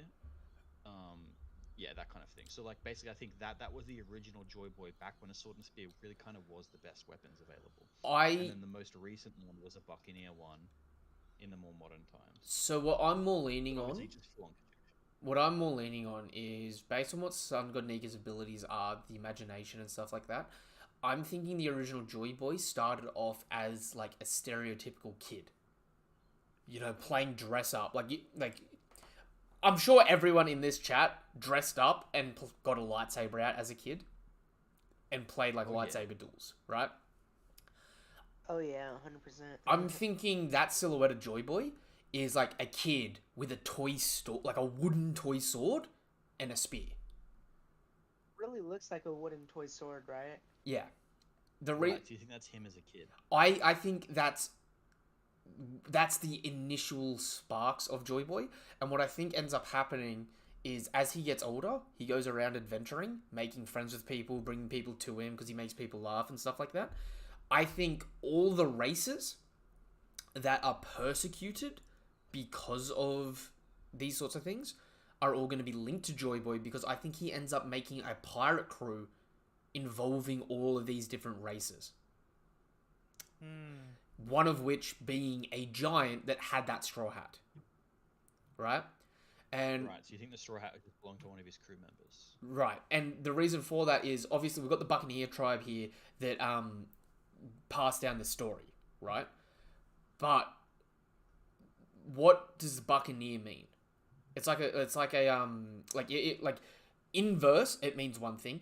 Out of verse, Buccaneer is like a swashbuckler sort of person, right? It's like it's like an adventurous person, right? Or like a wild person. If you look at other races that have connections to Joy Boy, like the Minx, the name of the Minx is the Minx. If you took the inverse, like, animal association away from it and like just thought of the word Minx, it's like a troublesome kid, right? So Like MANX. yeah, like Minx, yeah. So what I'm thinking is all these other races stemmed from settlements made by the original Joy Boys crew, who was just like people of all walks of life that came together, and they all looked completely different, all looked really weird, but they all just got along because Joy Boy was just like such a fun, chill person that they all sort of gravitated to them, right? Making essentially like, you know how Big Mum's dream it was to have like someone of every race sit at the same table. Mm-hmm. That dream, I think, is something that Joy Boy made a reality. But the repercussions of that is when the world government and those alliances formed, they persecuted all the races of the people that were on that original Joy Boy crew. Which is what has led to like so many divide and conquer tactics from the world government. And why to date the only islands that still have the poneglyphs or like still have Nika information are specifically ones that are untouched by the world government because of very strenuous circumstances, whereas the other races that didn't have those extraneous circumstances have essentially been mostly wiped out. You know what I mean? Mm-hmm. I think what adds to this as well, do you guys remember the Jinbei cover story? Which one? With Caribou? Yeah. So, if you pull up that cover story ever, it gets to a point where Jinbei finds a poneglyph, right? That poneglyph, if you go a few chapters before that, there's a scene where Jinbei's underwater, and he meets the underwater dog cop. Like there's like a police officer dog. That police officer dog is like telling him like about stuff happening nearby. We actually see the ancient kingdom underwater where this poneglyph was being kept actually has one of the Kuma paw prints on it. Right? So it's like Whoa. bringing more connections from this like Buccaneer tribe and obviously Kuma with his devil fruit and linking it back to these ancient kingdom storylines and stuff like that. You know what I mean? So to me, like little Easter eggs like that, the consistent persecution of these races, but also how we're getting like the more we're going, when we hear from Joy Boy, it's like it's in Fishman Island that we first hear of Joy Boy, right? So it's like he's got a connection with the fish people, he's got a connection with the giants, he's got a connection with the Minks, he's got a connection with the Skypeans. It's all these other races that otherwise wouldn't be able to be attained or go to. So in my mind, it's like pretty evident that they're oh, thank you. It's pretty evident that they're being having direct lines and connections drawn to each other. And to me, the simplest answer is they were all just part of a crew together. If that makes. What if Nika was part of like every race, including like fishmen and minks and things like that? And so I feel like it would give a full to when Arlong says or is asking Luffy. He's like, you know what the difference between us is? And Luffy's like giving him answers like, oh yeah, or like our web feet, our No. noses, whatever. And he says like, no, it's our species. And what if it like they actually aren't? Like, what if Luffy and like Joy Boy All part of the are same like, species. They're just branches of each yeah, other. I think yeah, I think that's actually probably pretty likely because we've got zone devil fruits, right? We've got human fruits, but there's never been a giant fruit. There's never been a mink fruit. There's never been a fishman fruit. Count non-canon. So none of these other races have a fruit, but they all can breed together, which means they're all part of the same race. You know what I mean? So to me, it's like they're all just like slightly different mutations and stuff like that of the same species, and it's just the connection has just like slowly dwindled over time as tribalism has taken over. I don't know, like, am I reaching too far onto that? Because it's like, if it wasn't for that giant straw hat in Marijua, it would kind of be like there wouldn't necessarily be anything to connect Nika to the giants until this chapter. But because of that, and because of like the importance of the straw hat as well, I definitely have seen a lot of people be like, okay, clearly Joy Boy is a giant. You know what I mean? And the only thing I say to it is like, Joy Boy can become a giant because we saw that Luffy can become a giant. And like the original Joy Boy, like what if they could just maintain that form longer than Luffy to the point where they're essentially living it all day, every day? If they wanted to. So it's like, Joy Boy goes to Elbaf, they're a giant. Sweet, I'm a giant now. You know what I mean? Same sort of thing could happen. Like, it goes... Even Joy Boy's straw hat though. What if it was just like a part of Joy Boy's like crew? And that's just like what signified. You know what I mean? So another issue with it is why keep the straw hat? Why does Im have that straw hat? Because Im collected the poneglyphs to hide, right? Everything else related to those things, he destroyed. Why not destroy that straw hat? He really hates it. He wants it. It's like hate mail. Keep your hate mail. Because that's definitely possible. You don't Or want to look at it, but you have to read it. or that straw hat has a complete other ability or meaning, or maybe it's like used for something. We don't know. Because it's like, especially now that like magic's like arguably becoming a thing in One Piece, it's kind of like, I mean, shit, is it cursed or something? You know what I mean? It's all sorts of possibilities. But I will say, this chapter does an extra good job in making me hate the Celestial Dragons again. I think the Celestial Dragons are easily the most hated organization in fiction, in the sense that it's like no one really likes any of them. Like, But I think as good as like it's really easy to make the argument of like, oh well, you know, they just grew up in this sort of area where they were told that they were like so good, and so that's why they're like such evil. But and like you could have that thought and be like, you know what, you know, not anyone's inherently evil kind of thing. But every time you see them, they are just abhorrently horrible, and you're just like, you know what, fuck that whole philosophy. They just suck, and I just hate them. like it just boggles my mind at the fact that like God Valley, like it wasn't even like a non-government affiliated nation before. They just decided to do it out of spite or something like that. Yeah, Like they just go, oh, you know yeah, what, they we literally we just want to wanted like hunt a bunch of people. Oh, they're not a part of the government. We'll go hunt them. That actually... no, they got annexed, didn't they? Sorry, say that again? They got annexed. Like they were removed from the yeah.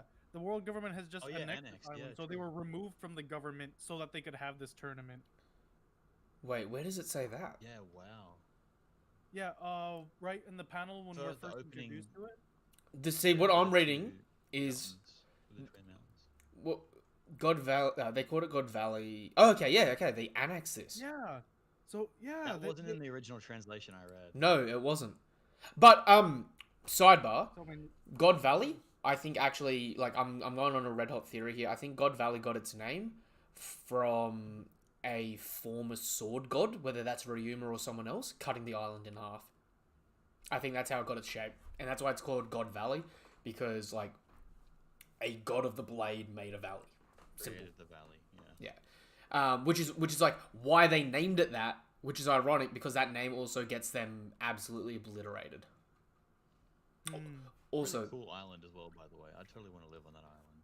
also, It's called God dude, Valley. It 100%. has abundant natural resources. Looks cool. just like to remind everyone, this We might island, actually have a proper education system. this island is gone. Just a reminder, this island is gone. This event destroys the entirety of this island. Right? And like, it may look like just kind of rocky here, but like we saw it at the beginning of the Kuma flashback when Bonnie goes into Kuma's memories. We see a snippet of Kuma having escaped, which is like in between this chapter. He's off in an area that is a massive grassy field plain. So somewhere in this island is a huge, giant grassy field plain that you can't see from like the stereotypical outside view. So this is a huge island, despite how like average sized it looks. Right? What if You know what's God horrible? Valley is Brooks' home island? Ooh. Okay. Because he came from the West Blue, right? And he was Are you part saying, of like it. he left before this happened? Well, he died 50 years ago, and before that, he was the Yeah, true. captain of the convoy guard. I Ooh. know that he didn't. Oh. It was before God Valley happened when he became a pirate and died because he said Yeah. that Roger was still a startup. True. And Dude. after this event, Roger wouldn't have been considered a startup anymore. In fact, this is what made Roger and Garp famous. Yeah. Also, got to point out, That'd be cool. the 38 years ago, West Blue, we see 6 treasure chests here. I'm assuming each one of those has a devil fruit in them. I'm assuming it's Kuma's fruit, Ivankov's fruit, Kaido's dragon fruit. I'm also going to assume one of these fruits is going to be Monkey D. Dragon's fruit. I think they're going to have like the top 2 prizes are going to be mythical zones, being Kaido's fruit and whatever Monkey D. Dragon's fruit is. The bottom 2 prizes are going to be Paramecia's, being the hormone and pawpaw fruit, and the other 2 boxes, you could make an argument for them being literally anything at this point in time. The reason I'm leaning on that though, and them all being devil fruits, is because you have a place called God Valley, which the Valley of God is hell. You've got the celestial dragons, which are referred to as gods, present, but we also know that like they're really led by demons, which we see Saturn here. So it's like the demons that dwell in God Valley coveting devil fruits. If that makes sense. I feel like that's a little on the nose, but it's like, to me, it's like that's what that is. And like, I also think that this event potentially, because of the reward, and because we see Garling actually like wanting to win but also wanting to handicap himself, I think there's going to be a bigger prize than just whatever's in these chests at the end.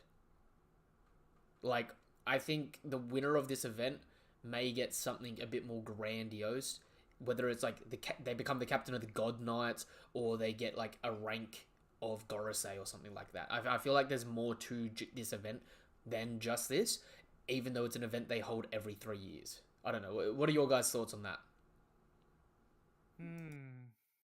For the chess, I really think that yeah, it would make sense if they were devil fruit, like devil fruits, but it wouldn't really make sense if they were like anything else. Like the celestial dragons honestly don't need berries because Yeah, I they would have mean, as much wealth as they need. But devil yeah, fruits are like they a have thing. as There's much only money so as they many. need. Yeah, and even if they don't even have the money, they could just walk in and grab whatever they want, and it's not like anybody's gonna stop them. You know what I mean? Mm.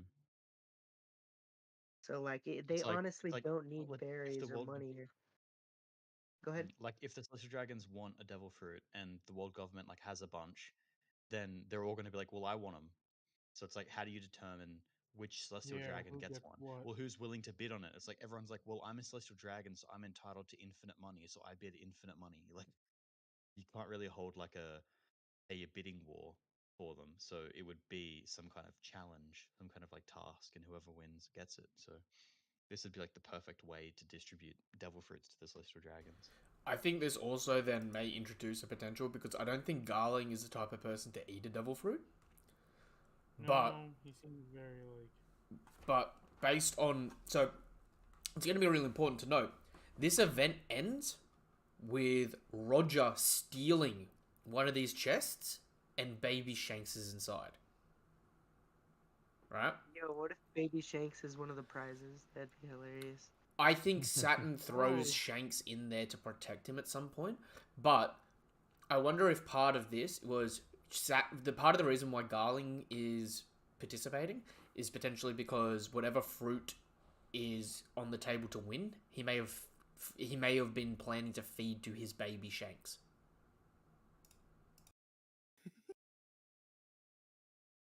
Because that way he would like strengthen Shanks up. Because there's a lot of nuances in this, right? Where it's like you got this place called God Valley, was affiliated with the world government, but got like branded out. They're hunting the king and the citizens, right? Like trash.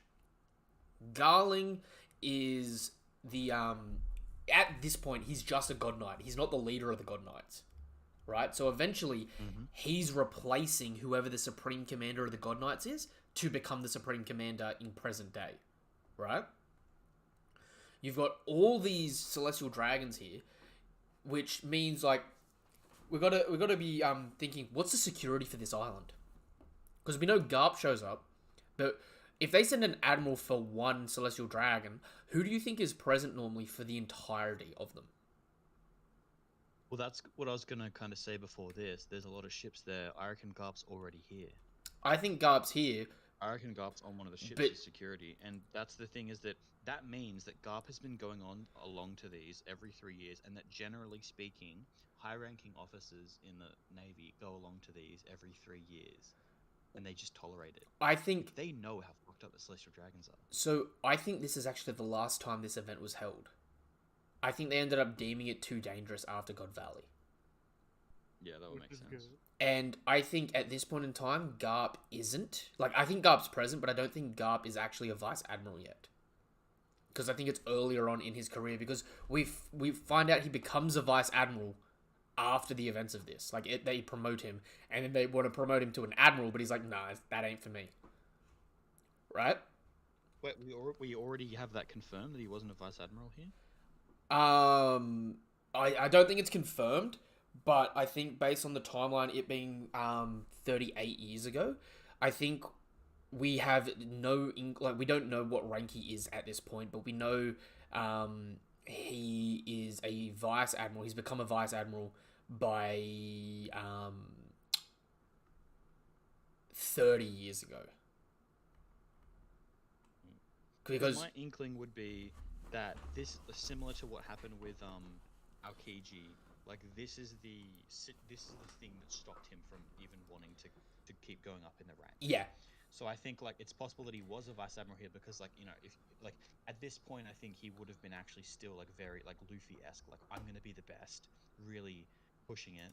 So I think he would be ranking up pretty quickly, and then after this point is when he kind of stops. But like I think like to fight alongside Roger against Zebek, you've got to be pretty good. well, You know what I mean? I Like maybe he hasn't made admiral yet, but like you're not going to be rear admiral, like less than vice admiral. I think he's a rear admiral here, but he's underranked, right? Because at this point in time in the story, we don't know any admirals because this is before Sengoku becomes an admiral, right? Yeah. So at this point in time, I think the likes of Garp, Suru, and Sengoku are rear admirals, and after the, like, around this 40 years ago, become vice admirals, and then 30 years ago is when they start being asked to become the admirals. And then Garp just starts refusing. Right? Because if we go to... And I just want to double check the wording here. 957 is the ultimate chapter where Sengoku talks about God Valley for the first time. I'm just pulling it up now to just double check the wording that he uses when he talks about Garp at the time. Because... Here we go. The first reason for this, which was never reported... Okay. For the sake of the historical record, I'll tell you a bit of it. Big Mom and Kaido, it's just one thing after another. For the first reason is, which was never reported, is that he had to work with pirates to win the battle. Pirates? The other reason is he protected celestial dragons in doing so. Huh? What does celestial dragons come in? Shouldn't it be a sailor's duty to protect celestial dragons? His personal moral compass spares no room for such a duty. The reason Garp has always refused to take an admiral's position is because it would place him directly beneath the celestial dragon's command.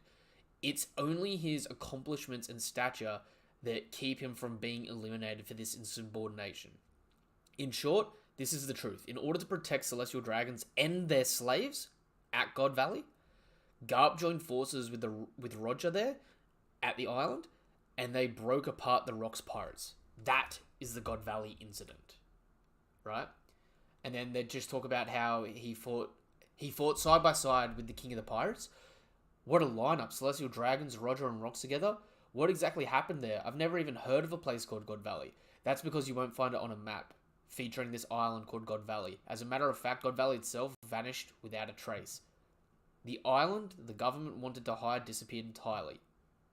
And then that's when they stopped talking about it, right? With future context, what happened to Lelouch? Do we think it's the same thing, or do we think it could be something else? I think it's, honestly speaking, I think, you know how Garp was stated to be able to destroy Jin Zhao's head, and Jin Zhao had the whole, like, I can split a continent?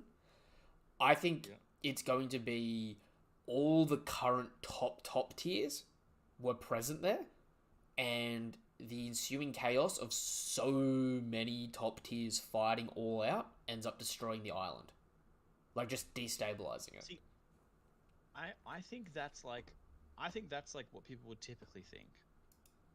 But I think if what you just read out then, reading into it is like it disappeared without a trace, not we destroyed it during that event. You know what I mean? Like, it seems almost like the event happened, they left, and then the island disappeared.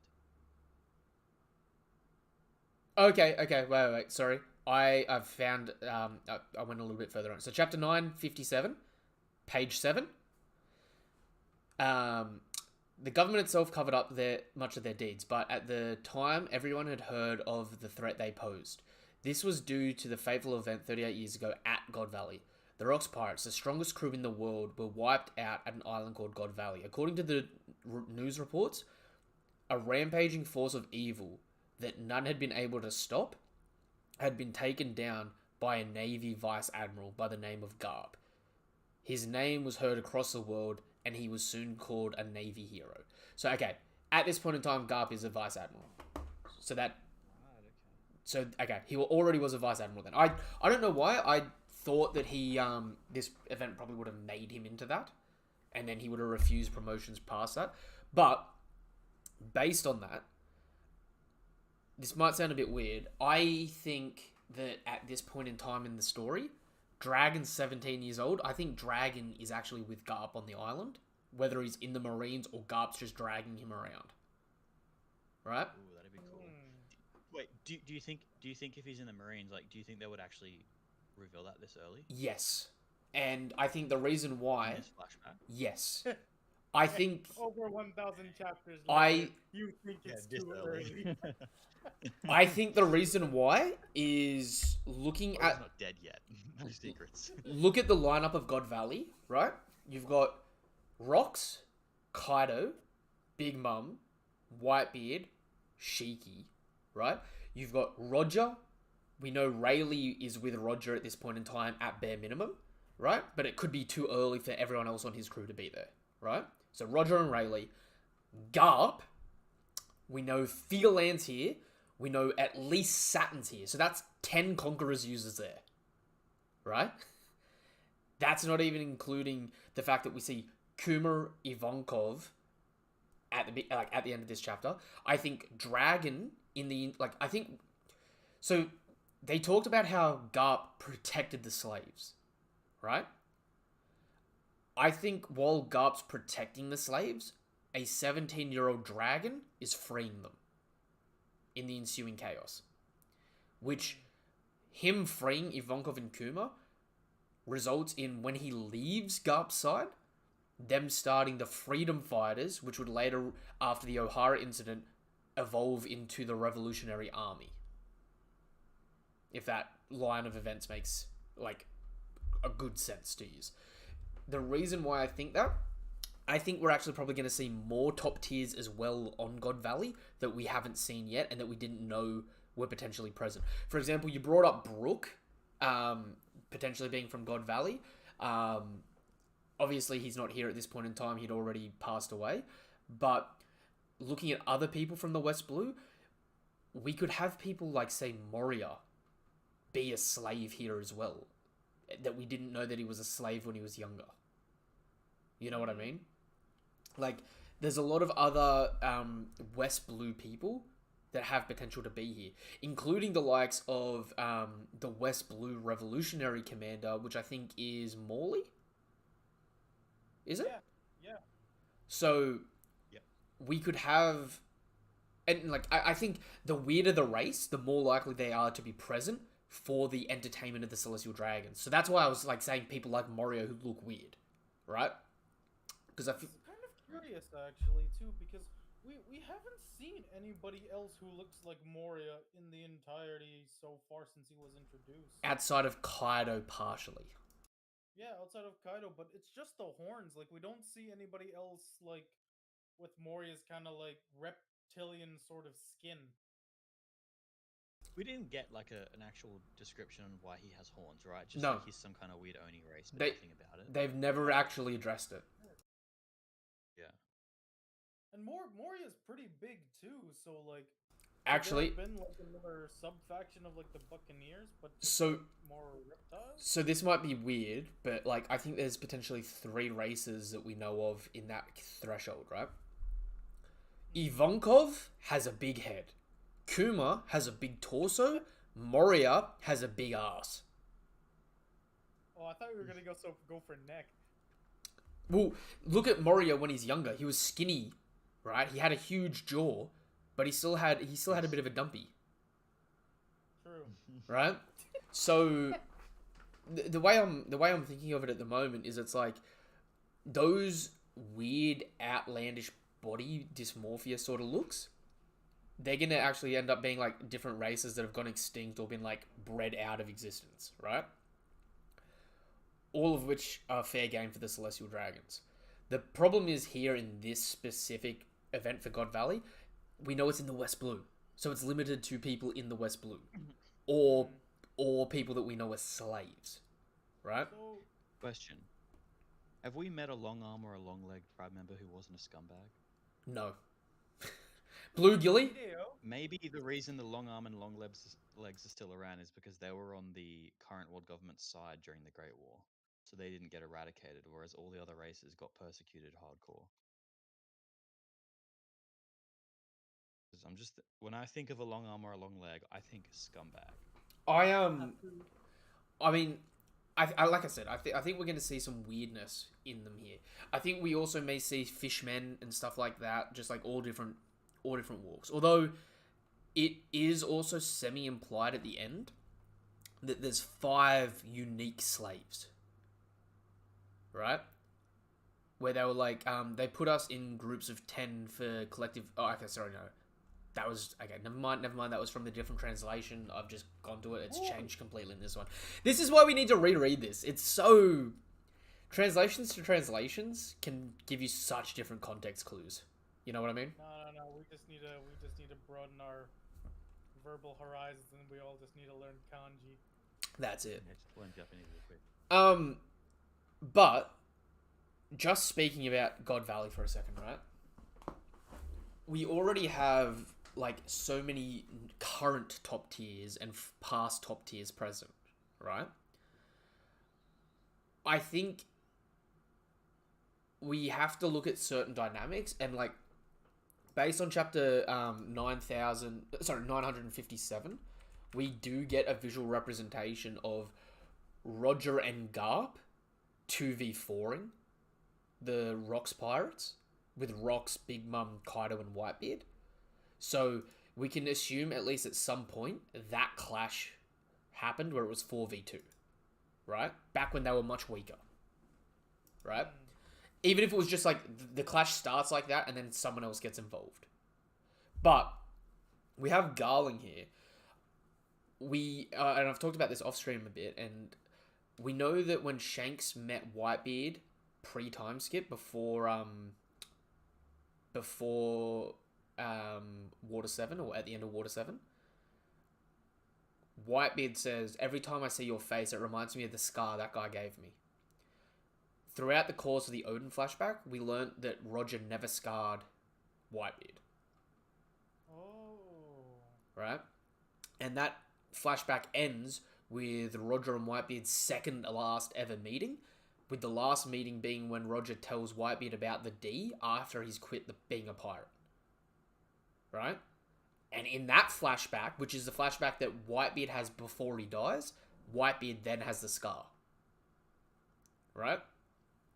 So, I'm thinking at this point in time, Garling at some point fights Whitebeard many years later and ends up scarring him. So, I'm thinking that in this event, there's going to be some feud started with Garling and Whitebeard. And in which case, if we've got the Rocks Pirates versus the Roger Pirates, I could see Whitebeard and Rayleigh going to fight each other at one point. Right? And if they go to fight each other, I could see Garling, based on his personality, thinking he will just bypass them and go for Roger or go for Rocks himself. And I could see a three-way fight between Whitebeard, Rayleigh, and Garling in their youth. With Whitebeard looking more favourable than the other two, but like at the time, because they're so much younger, it being close enough for it to be like that. You know that scene in Pirates of the Caribbean 2 where Jack Sparrow, Will, and Beckett are fighting over Davy Jones's heart in the chest, and they're doing like the they're doing that fight over like the water wheel and stuff like that. I could definitely see like. It's been a good while since I've watched them Pirates of the Caribbean. I could definitely see them having a fight similar to that, right? And like, part of the reason why is I feel like it's really important to note Garling distinguishes himself at God Valley, being made famous here, right? But if Garp and Roger are the ones that get the credit for taking down Rocks, who's the next most entertaining and the next strongest people for Garling to fight? Dark King Rayleigh and the world's strongest man? Because we know at this point in time, Kaido hasn't even eaten his devil fruit. Because he eats his devil fruit at the end of the God Valley incident. And at some point, Kaido and Big Mom flee God Valley together and go back to Hajinosu. See Rayleigh versus Garling. Which would be fitting. Well, it'd be also pretty cool if Garling said something while he's fighting. He's like, I've only been training for 6 months. I mean, put it this way. Just become a warrior. He's like one-on-oneing Whitebeard. Oh, you're fighting me? Ugh, you're such a dick. Garling scars Whitebeard because Garling thinks Whitebeard stole his baby to raise him because Whitebeard just wants a family. When in reality, Rayleigh on some petty shit is like, I'm taking this kid in the chest. Fuck you for saying that I ain't the... Like, it's like, you're the world's strongest... Is that within Rayleigh's character? I don't know. Rayleigh's petty. Remember in the flashbacks and that, Rayleigh was like beating up Shanks and Buggy, being like, I'm sick of your pettiness. Well, I mean, but that's because of like, you know, some playful crew idiocy. That's not because of. I don't know, man. Rayleigh also is the kind of dude to have like no chill at times. Like he turned himself in as a slave for celestial dragons to buy him so he could rob them. Okay, well that's fair. Like Rayleigh seems nice because of Luffy. Rayleigh's also a bit of a prick. Like when Luffy couldn't learn observation haki in a day, Rayleigh was just getting mad and beating the crap out of him. You know? But I don't know, like I'm saying at the moment, we've had a visual representation of like a 2v4 at one point. I think it makes a lot of sense for Garling, Rayleigh, and Whitebeard to clash, right? Then that also frees up the likes of, we have the Celestial Dragons being terrorized by Rocks Pirates, right?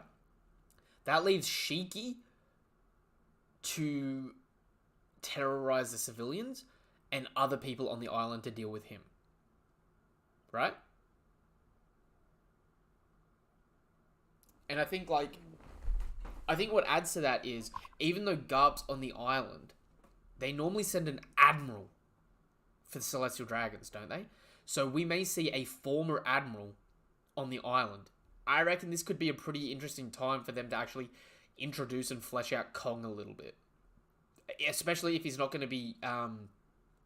especially if they're not going to do it in the present day. If that makes sense. Because it's like... it's sort of now or never. You know what I mean? And the opportunity's here for it. Because having just Garp present for their security doesn't make a whole lot of sense. But Garp does become famous because of his duty here. So there has to be other people either equal rank or higher than Garp. Like, we saw the Gorosei coming to Egghead. They needed to send Kizaru as protection, right? But we also know the Gorosei are present on God Valley for this event. So why would they not send an admiral at the time as well? Which Garp was not. Yeah, that's fair.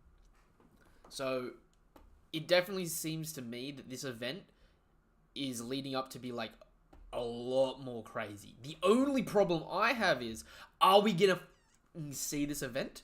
Or is it going to be completely off-screened because we're seeing this event through Kuma's flashback? And when Kuma leaves, we don't see it anymore. Yeah, that's fair.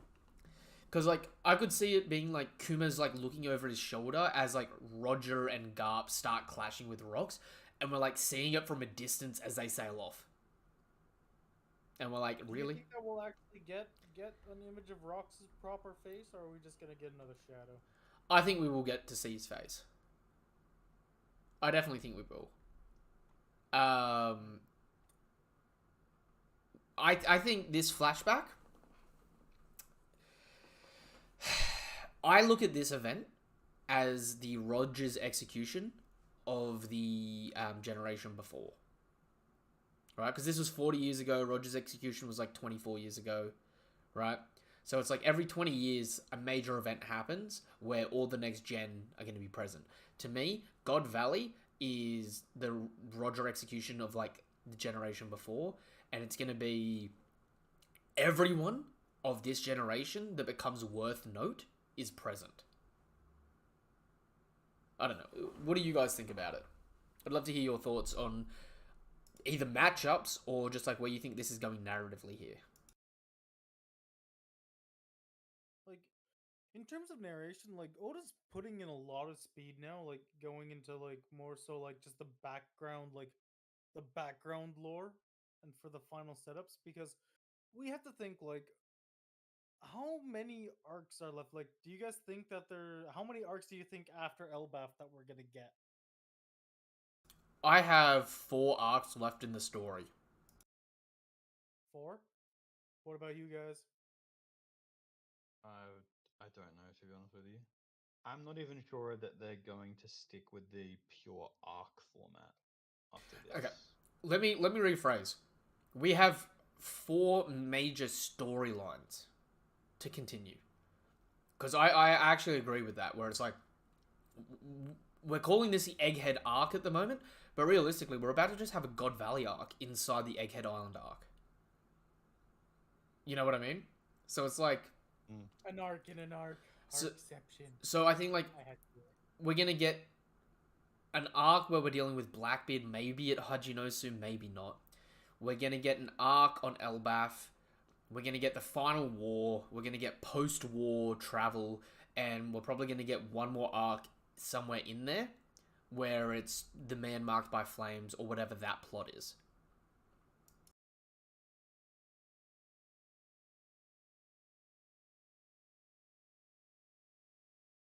Yep. Okay. Let me ask you this. How strong do you think Figureland is in terms of the scope of the world? Okay, here we go. I'm right now, I want to say, as he's being presented now, as we're seeing him, like, so far, like, he gives off this intimidating aura, but so far all we've seen him do is cut down a fodder, right? Well, essentially a king. So I want to put him maybe B tier just for now. Is that just based on feats, or is that based on where you think narratively he's going to scale? See, this is the problem, because the God Knights are getting hyped up to be this all-massive presence. And the fact that Figureland was also present with the other Celestial Dragons is potentially a defender too, so they must already put Figureland in a very high esteem. So... I tell you what, let me just add into that, because you just brought up something that made me like re-trigger my memory. Dragon's only scared of the God Knights for his Revolutionary War. That's who he's scared of at the moment.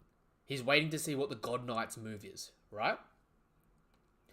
So that leans more into my mindset that Dragon's going to be present in this arc, not just because of Ivankov and Kuma, but because the God Knights are present in the lower world. So this is probably one of the only chances for Dragon to actually see the God Knights in action firsthand. Yeah, to get a proper justification of the, or proper evaluation of the power. Which actually adds to something else here. At this point in time, it's implied that Kuzan hasn't joined the Marines, because Kuzan would only be 7. But do you know who very well could have joined the Marines at this point? Akainu. I think Akainu is going to be present in this flashback as well, as a teen. Same rank as whatever Dragon is, right? Or possibly even Akainu being a resident of God Valley, right? But leaning more towards him being a Marine at this point. Because I think what we're going to get is a split. Akainu and Dragon are going to have polar opposite reactions to the same stimulus, right?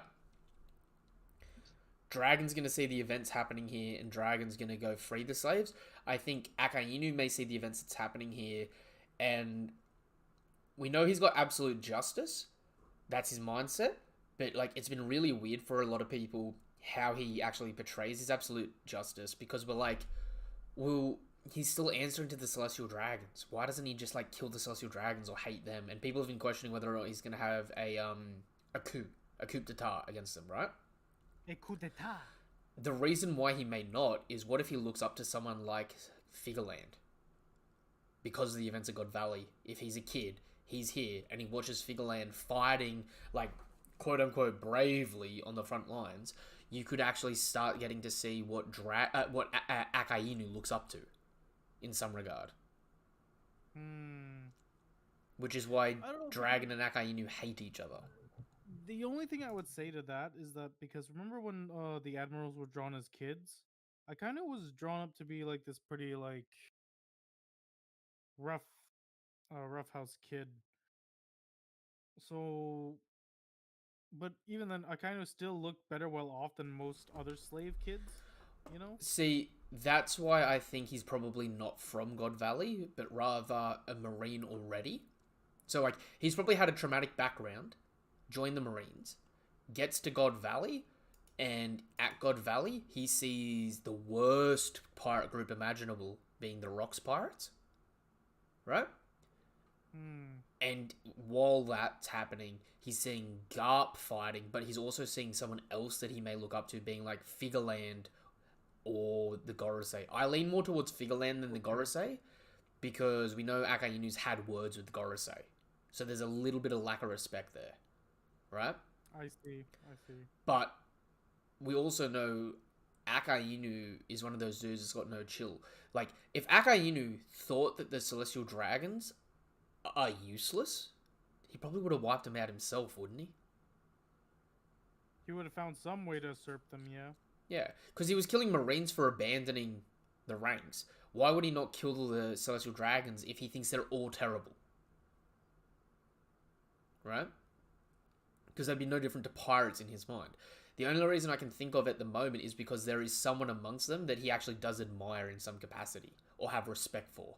And at the moment, it's looking like that's going to be Darling. Which makes sense because who stopped Akainu at Marineford? Shanks. Who does Akainu hate the most? He hates Dragon and Shanks. Shanks, being the son of Darling that becomes a pirate, would be one of the reasons why Akainu dislikes Shanks. You know what I mean? Okay, yeah, I see it. It adds some layers into it. I don't know. Eggs, what do you reckon's gonna go down on God Valley? Like, I'd love to hear your perspective of how these events play out. I don't really have too big of a thing, to be honest with you. Yeah, I kind of like what you said. I think a lot of people are going to be involved. I don't know if like everyone is going to be involved. I'm more curious about like what the reason is going to be for them to come, right? Like, why did Roger come, and then why did why did Zeph Zeke? Why have I forgot his name? Rox. Why did Rox come? Zeke. What was his first name? Zebek. Rox D. Zebek. So I was trying to think of Zebek. Just to spark your yeah, like that's the thing. Like why did one of them come? Why did the other one come? Did they come at the same time? Did they come because of each other? That's going to be the thing that I'm really looking forward to figuring out. To spark your imagination, do you know what I think is going to happen? I think Rox has come specifically because Rox wants to become king of the world, right? I think he's capitalizing on this event to kill or kidnap a Gorosei. Roger for this event, though, I think Roger is just bouncing island to island. Roger's a twist of fate. Rox is in, like, purpose. If that makes sense. So it's like... I could see it. Roger just sort of, like, the winds of fate blow him here, and it just so happens that him and Garp ally up against Zebek, not because they actually like the slaves, but rather because Zebek's actually trying to actively assassinate someone. So it's like, we know that Roger and Garp don't have a problem with, like, people fighting and stuff like that, and neither of them like slavery, do they? But if they're trying to stop someone actively killing someone, that's a different story, isn't it?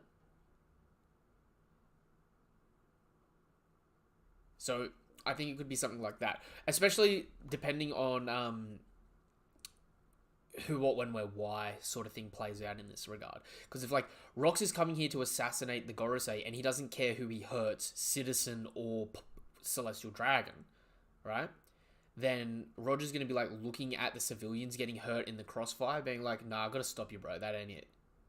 Meanwhile, Garp is having to fulfill his duty of defending the Celestial Dragons, but really what it is, again, like, I can't let you kill the civilians either. And if I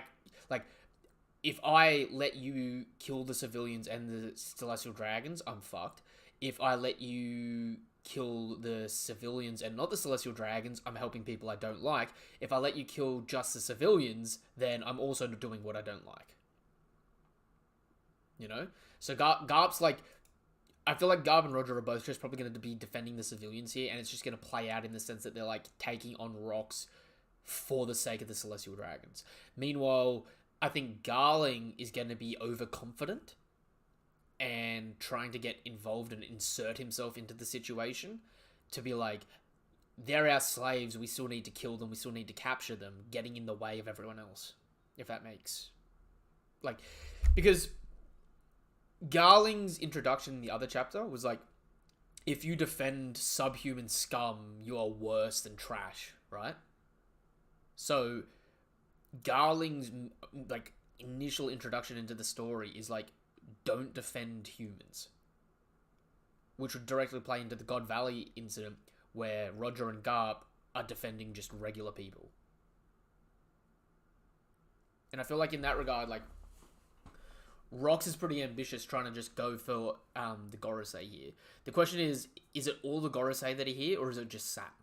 Because we see at least just Saturn on the island. You know what I mean?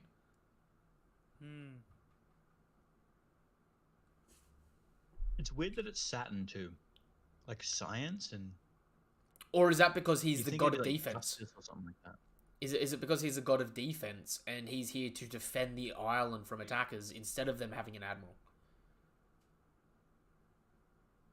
Yeah, that'd be interesting.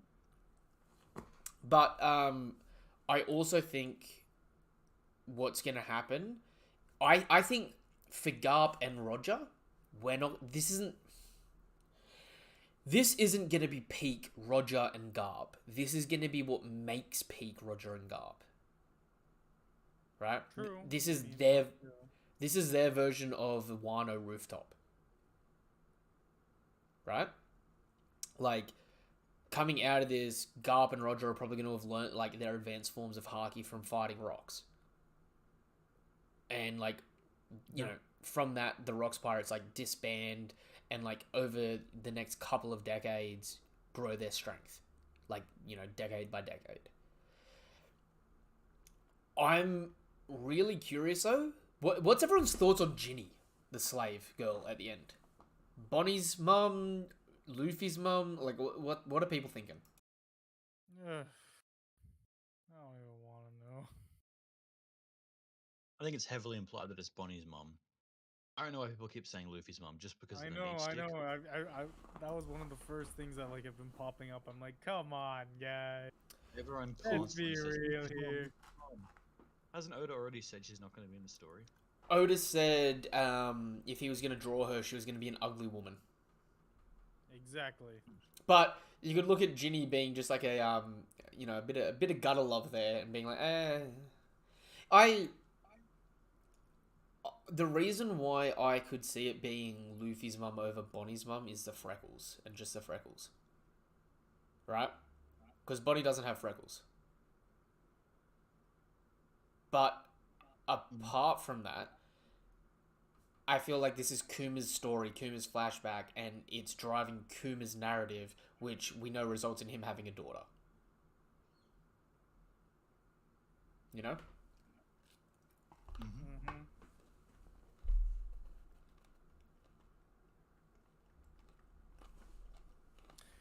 Like, I don't know. I just want to point out that we got a more fleshed out and awesome Kuma background instead of Kaido. Kaido's backstory happens here, though, as well, doesn't it? It does, but I mean, like, especially in Wano, like, come on, man. I know maybe Oda wanted to be saving it for this, but dude, I think the problem with that is if we got God Valley in Wano instead of here, we don't know enough of the other players in context. Whereas having it here instead of Wano means we already know Kaido's fate, but now, even though it's delayed, getting to see what drove him to that will be important. Because, another thing to consider, do the Rocks Pirates know about Joy Boy already? Or do they learn about Joy Boy in God Valley?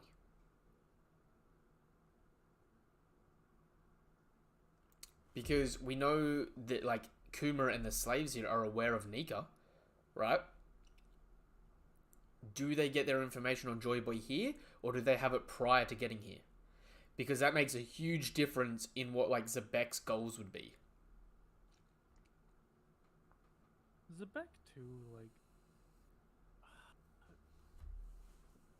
it's tough because Zebek, like I don't know, like do you guys like? I believe that Zebek was powerful, right? But do you guys believe that Zebek was like the ultimate top brass that needed Garp and Roger to 2v1 him and take him down? I think Garp and Roger at this time were weaker, but I think he's also stronger than anyone we've probably seen in the story so far that's actually fought to the end. And Really? I think the reason for that and the reason why it's been held off for so long is specifically for this event, right? Because Zebek was on the top of Kaido's list of strong people, even more than Garp. Roger and Zebek made it on, Garp didn't, right? Zebek, I think it's interesting. So, like, you know how we started this chapter off saying, like, oh, is what Saturn doing Haki related or Devil Fruit related? I think the reason we're getting that just before going into this flashback is part of this flashback will answer it. And if it is Devil Fruit related, we're going to see Saturn transform in the flashback. If it's not Devil Fruit related and it's Haki related, it's because we're going to see someone else do it in this flashback too, which Rox needs something to have Kaido, Big Mom, Shiki, and Whitebeard submissive under him. You know? So, I feel like if any pirate was going to have that technique and ability and, like, be using it, it would make more sense for it to be Zebek, and it's something that Garp and Roger overcome. And maybe, like, he was the only pirate that's had it. Right? Yeah. But it's like, it's still enough to be like, oh, okay, he had a shot at becoming king of the world. It's just, you know, he just couldn't quite get there in time. You know? But, I think the events of God Valley, I think this is definitely probably... Do you think this is going to top the Odin flashback?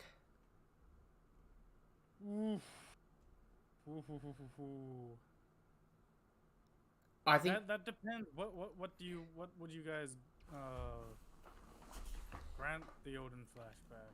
I think the Odin flashback is the best flashback in One Piece. Okay. Just because of the adventure aspects and the reveals we got. And I didn't really care for it, to be honest. Really? Which flashbacks do you have over it? The number one for me is the boys, the three boys. ASL. Luffy, Sabo, yeah. Luffy, Sabo, and Ace as their kids. Because apart from the Odin flashback, I'd say to me it was like the reason. Like, okay, here's my thing. People don't actually care that much about Ace as a character dying because we didn't know much about Ace. We hadn't seen him for very long. What made that scene horrible and why everyone cried watching it is seeing Luffy's reaction to it. Luffy's reaction was like guttural, horrible, like insane. It's the same reason why like them getting split up at Sabaody was like so emotional, was because Luffy was like seeing his crew disappear in front of his eyes and he was like breaking apart as it was happening. And then straight after that, we go into this flashback where it just drives the nail in of like, no, this is who Ace was, and this is his relationship to Luffy. And just to let you know, just so you never forget that this isn't gone. He's dead. Like this whole relationship is destroyed. And then you learn about Sabo and the fact that Sabo is dead because at the time you think Sabo is dead, and it's just like so heart aching because it's like now you learn that Luffy has lost his last brother. He didn't just lose his brother; he lost his last brother, and it was like I don't know, like it made the whole Ace scene so much worse in the best way. Do you know what? I love that. Let me add on that. This flashback is Kuma's flashback. Bonnie's lined up to die, right? So this flashback's going to end with Bonnie being dead to rights and the flashback coming into a thematical full circle for that, right? I could see Kuma's last mission being to get in the way of whatever it is that's going to happen to Bonnie here, to save Bonnie. resulting in him actually dying, and it also fulfilling the event of Kuma saying to Luffy, we're never going to see each other again. I'll never see you again. Right? Yeah. That would make it more emotionally sad. Us going through the series of events that was Kuma's life, going through all of it. Why he hates the Celestial Dragons, why he hates the world as it is, his time as a tyrant trying to like be a better king but failing, or this, that, and the other. Him sacrificing it all for Bonnie because he probably got to the point where he was like, I don't care about a better world for me, I care about a better world for my kids. Right? Resulting in him seeing Luffy and coming to the understanding, that's Nika. That's him. That's him there. You know what I mean? Mm-hmm. All for him in present day for us to come out of this flashback, and his last action is to again die and not make it and not see the light of day himself. He's the man that will never see the dawn. Like Kuma's backstory absolutely has the potential to be like the worst backstory, like the most like tragic backstory for sure. Like he already is pretty much the most tragic character even without the backstory. So like this definitely could be like an incredible backstory. I think it could probably be like my second favorite. I just can't see like at the end of it me having the same kind of like feels because like it's just, you know, it's Luffy. Like Luffy is, you know, I care a lot more about Luffy than I probably could any other character. In the like Luffy gets a bounty increase and I'm like, oh my son has gotten into college kind of thing, you know.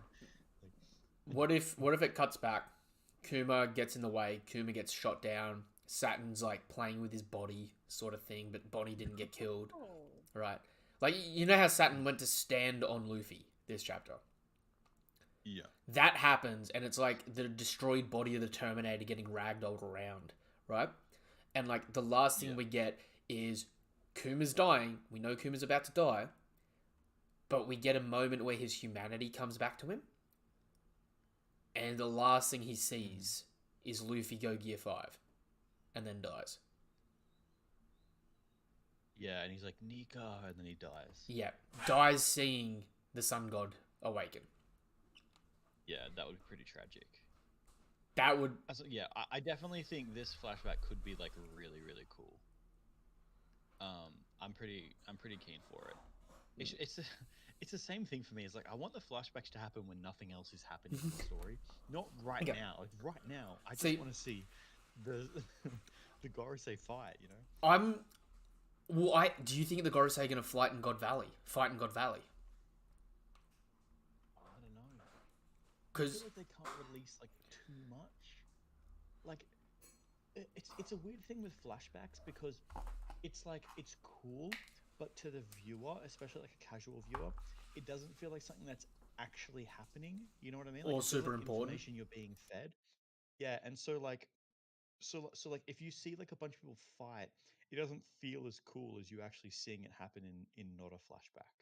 And it can also kind of spoil, like if we saw them fighting in the flashback and then we came to our current day and then we saw them fighting again, it just kind of like it would kind of spoil it a bit. I don't know. But it's like a feeling thing. I can't really explain it. What if the reason for that is, so we've seen Saturn in the modern day, right? We go back in time, we get a reveal of all 5 Gorosei's devil fruits from God Valley, right? Yeah. We get some crazy spread. Say Rox's last moments is coming up against all 5 of them, or something like that, right? Right. Then we get a close. We've had the reveal of what all their devil fruits are, but maybe we don't actually see them do anything with them. We're just like, oh my god, it's that! Oh my god, that's amazing! Cut back to the present, where Saturn's been defeated, and now all the Gorosei are scrambling to do other important things. Right? Because if Saturn goes down this arc, which unlikely, but if it does happen, right? There's going to be some crazy repercussions for that, isn't there? Yeah. There has to be, yeah. And if Saturn goes down, no matter where Luffy went, do you think they would send a force immediately after him? Or do you think they would just go, fuck it, cut our losses with Saturn, we're going to regroup for another war? Oof. Because it puts it into a hard situation, doesn't it? Because it's like, we just lost one of our best assets to this.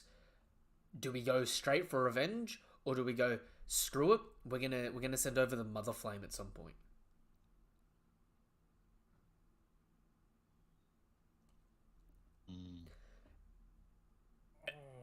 Especially, low-key thinking about it, if it happens at Elbaf. Because imagine if the Mother Flame looks like the Bifrost and it destroys the Atom Tree. Yggdrasil.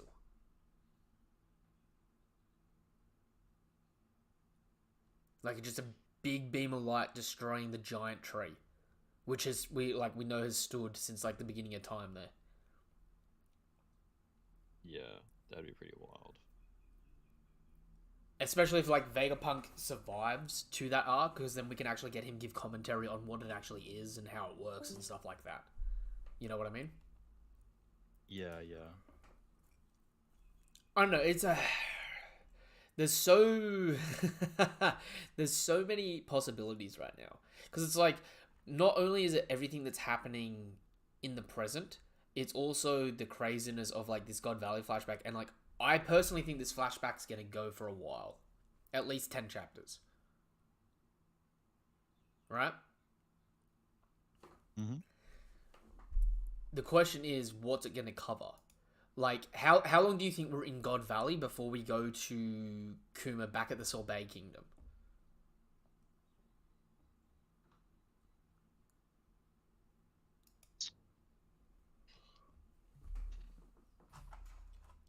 Because it's hard, right? It makes it hard. I just feel like it's such an annoying time to have a flashback at this point. It's like, Well, in my brain, it's like Luffy's on the ground, you know? Oh, we gotta get Luffy back off the ground. the Come old on, Oda, ride faster. the alternative is Faster. the alternative is we're having that flashback now, because when we cut back to the present day, we're going to immediately leave the arc. Like, cut back to the modern day, the robot gets up, grabs all the straw hats from Saturn. Saturn's like, what the hell is it? And then it just disappears. Flies away. Yeah. Yeah. And it's like, it was all a big cliffhanger all along. Dun dun dun dun dun dun. You know what I mean? But wait. What happens to the Sunny if that happens? He just grabs, like, well, I mean, say it's Kuma, right? And he can paw stuff away, right? Do you think the arc ends with the world government seizing Punk Records, or Punk Records getting moved somewhere else? Yeah, it really depends on how much he can pour. Right? How much he can paw. How many paws can can he a paw an poor man island? paw? Well, I mean, I How many don't see paws why does it not. take to move an island? I don't see why not.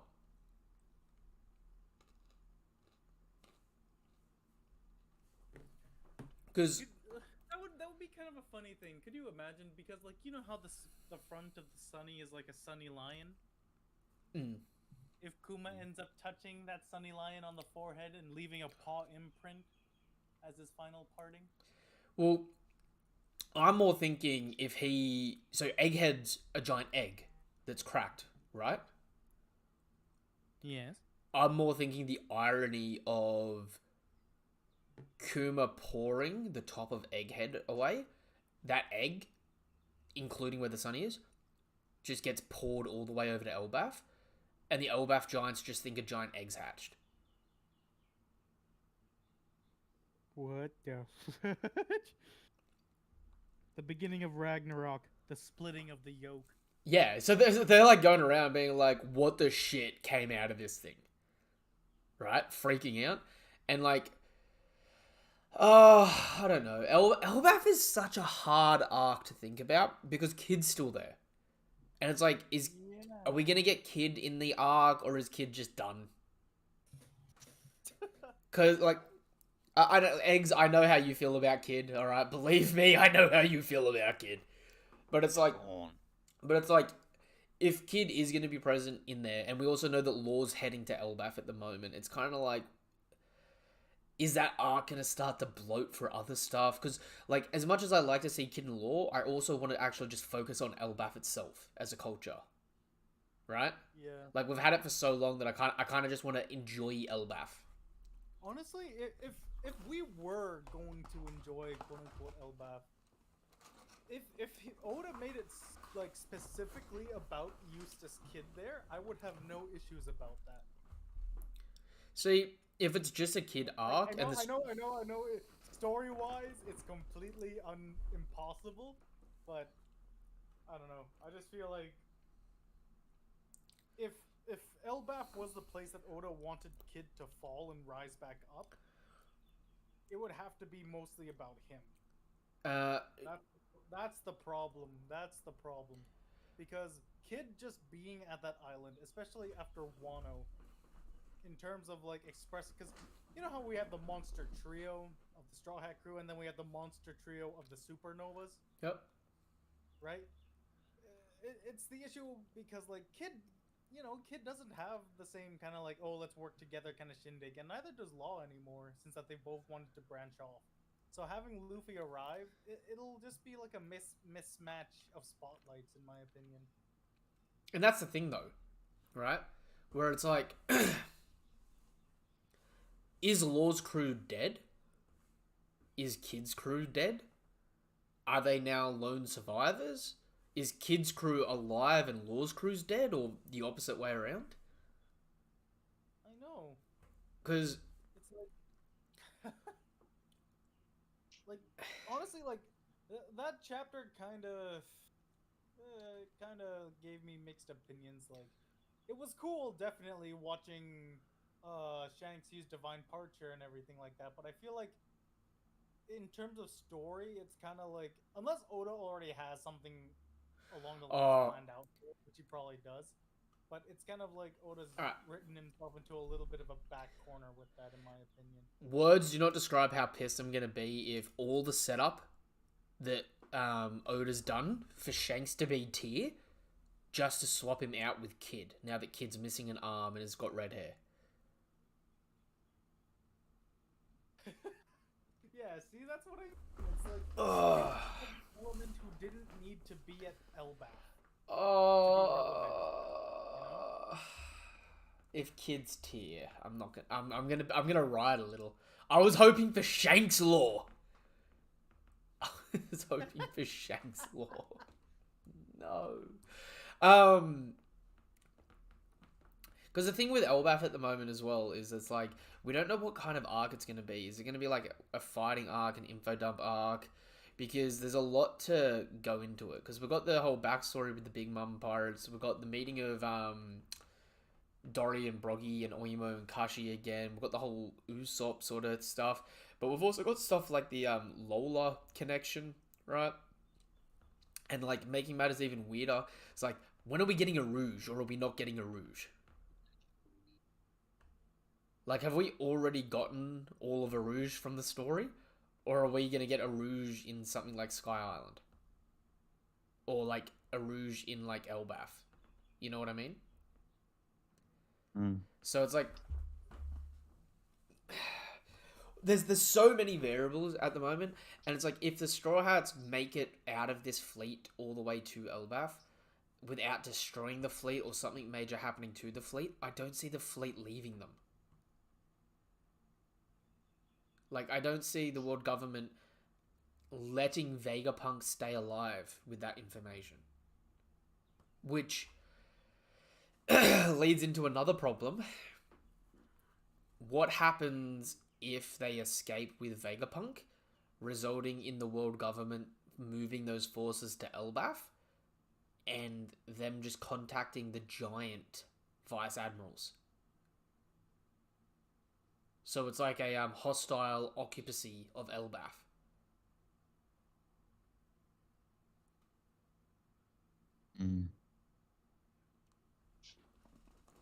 I don't know. That's too far down the line at the moment for me to be able to answer, right?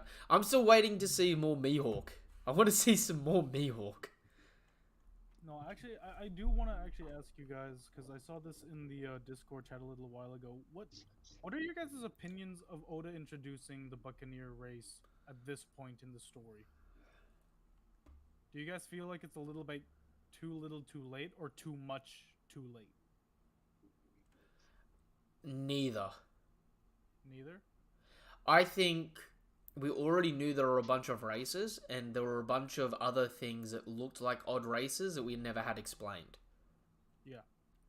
I think it's just putting a name onto something we've already known and questioned for decades. Hmm. Yeah, I would agree. I would say like, yeah, there's not. Yeah, they've kind of hinted at different races and stuff enough that it's not too big of a thing. Like, I honestly think that King's race sort of came out of nowhere. Yeah. Like the idea that there's just like this all powerful race that's like uncuttable and they like can adapt to any surrounding, and like that was a bit wild. This race is just like a race that has giant's blood, which is pretty basic to me. See, I'm more worried at the moment because of like how last minute the Lunarians were introduced that we're gonna find a tribe of them living somewhere really inhospitable at the moment. I'm also wondering too. Like, Big Mom mentioned 3 races, right? Yeah. That were thought to be extinct. So we have maybe the Buccaneers, the Lunarians confirmed, and I there's think still a third one yet to find. I right? think Lunarians. I think it's actually more encompassing of sky people, right? Like Lunarian, Skypean, Birkin, Shandian. Those 4 races are sky people. So I feel like if she had someone from any of those races, it counts in her mind. The same with the Buccaneer race, and the reason why I say that is because Pound looks like he's a Buccaneer or maybe something similar. Whatever Ivankov is, I feel like Pound is, where they've got giant heads and small bodies, right? Which would make sense if they're not Buccaneers, they're like a similar branch, which would be why someone like Lola was found attractive by Loki of the giants. They've got like desirable features of giants.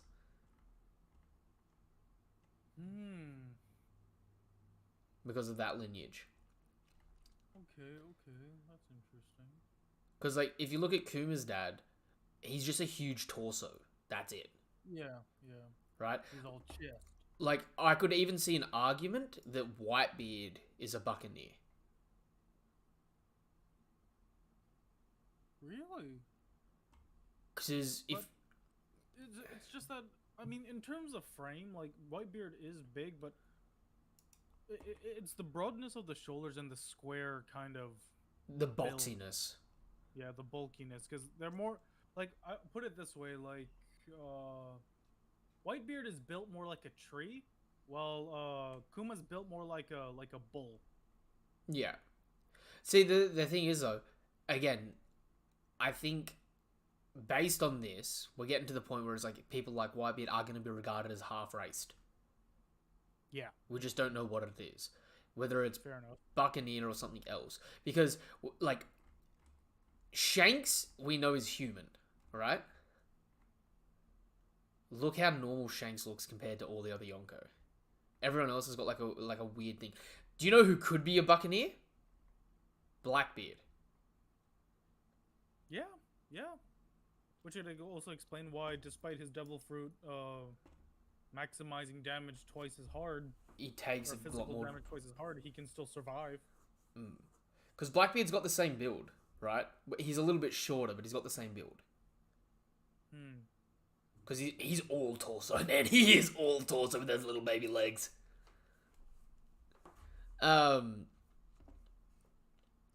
But that would also be interesting because if Sun God Nika is a story passed down through the Buccaneer tribe, what if Blackbeard's tribe passed down a story of the Yummy Yummy no Mi?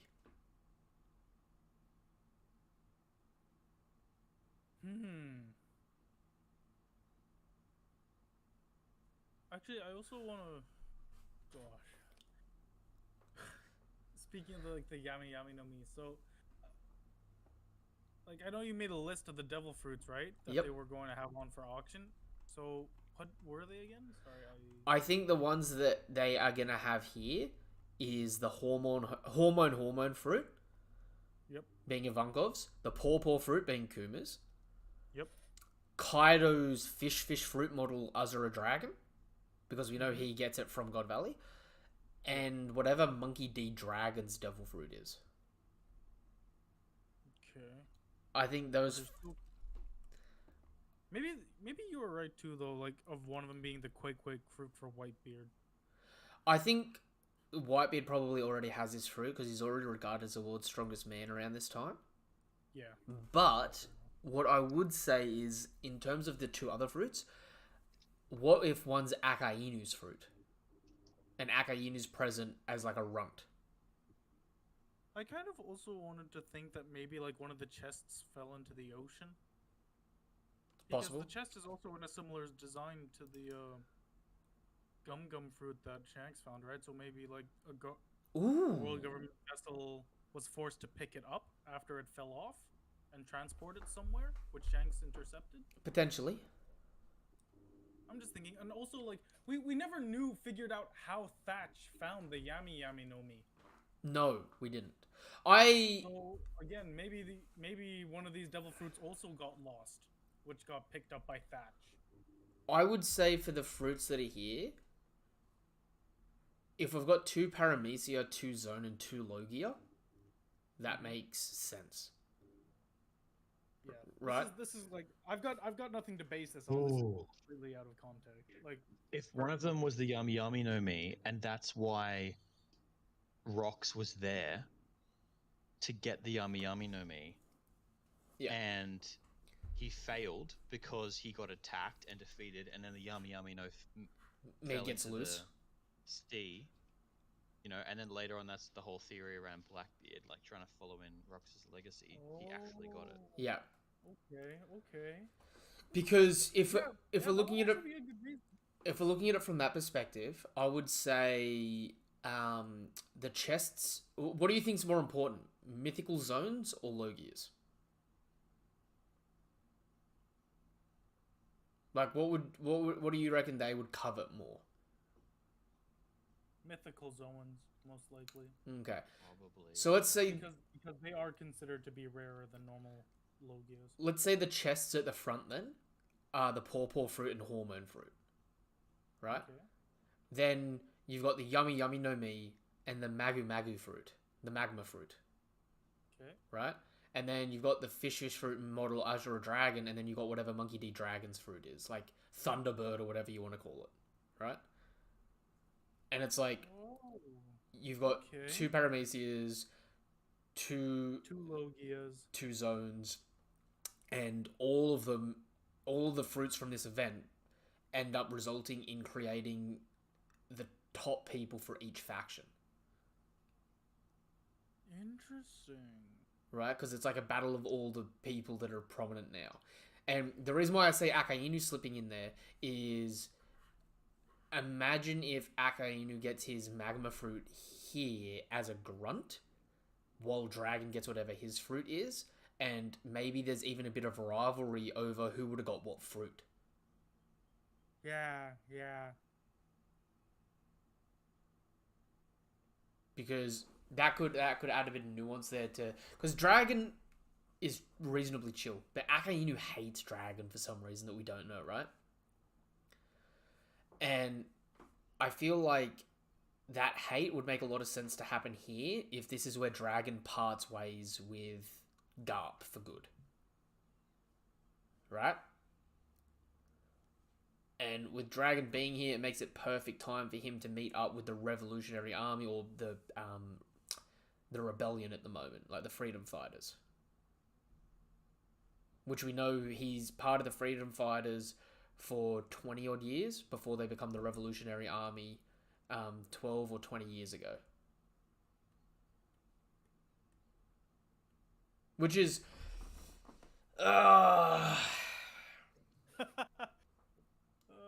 For every chapter of One Piece we get, we always get another like 20 20 branches. What if it was a double thing. Rox was coming here to get the Yummy Yummy no from me and kill one of the Gorosei to take their place. Because you know how you know how Blackbeard at the moment's trying to ransom his way into being this part of the world government again? Yeah. What if Rox's idea was to kidnap one of the Gorosei and get this fruit to ransom his way into becoming a Gorosei himself, or essentially king of the world? Or maybe to demand an audience with Emu or whatever.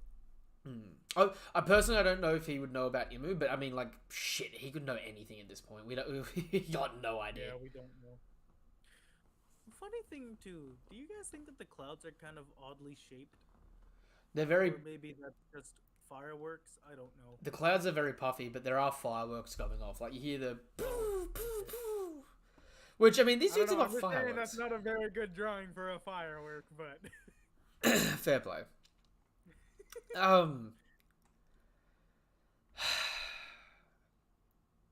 The other thing is Garling married, not married, or just a man whore?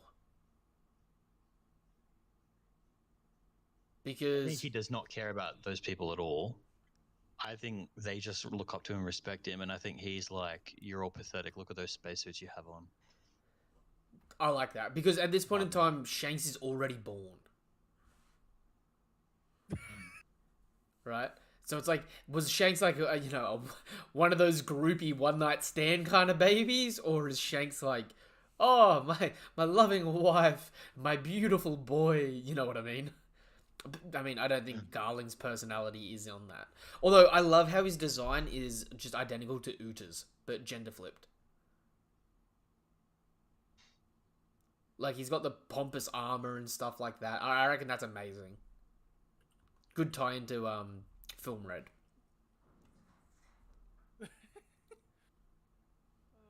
But, that sword. Supreme grade or not? What do we call him?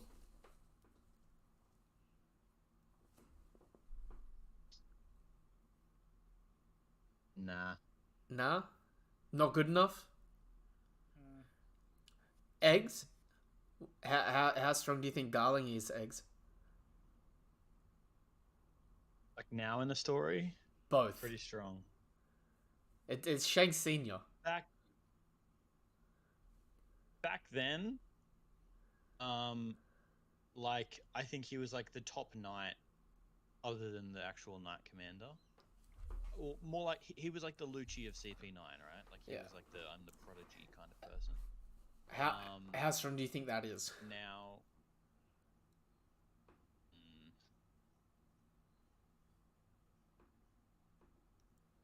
because he has no feats is the problem, right? Yeah, and it's all conjecture and speculation. Because Oda loves Shanks. We can all admit Oda loves Shanks, right? Yeah, of course. Oda loves old men. Old man Shanks or old man Shanks Senior? I'm kind of worried Oda's going to give him a little too much gas.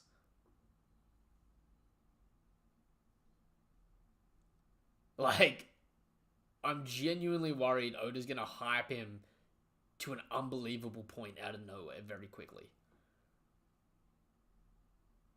Although, I do think he's going to be stronger than the Gorosei individually. Okay. No, I can respect that. Weaker than Im, obviously, but stronger than an individual Gorosei. Just one, not like he's soloing them all or anything. Do you think he's stronger than all of them individually? Yes. Over the Gandhi? Yes. Ooh.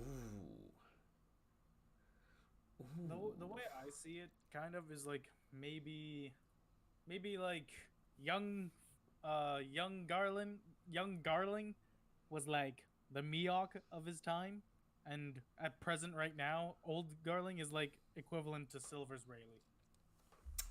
I can see that. I would say... Oh, you think he's come down? I would say the way I'm sort of looking at Garling at the moment is it's as the supreme commander of the Gods Knights, he's like a Yonko with like the God Knights being like the Yonko commanders, but like being all top tier, right? So it's like essentially a whole nother crew, essentially, but just without the fodder associated with them. That's how I'm sort of thinking of them at the moment, because it just adds like another faction of army to fight against. But I love the idea that Shanks is 39 years old, meaning he's one here, and Blackbeard is 40 years old, right? Meaning if Blackbeard is Rox's son, he's 2. If Rox and Garling fight, and that blood feud ends up going down to Zebek and Shanks, that would be interesting. Ooh. Where it's like generations of these two families hate each other. I see.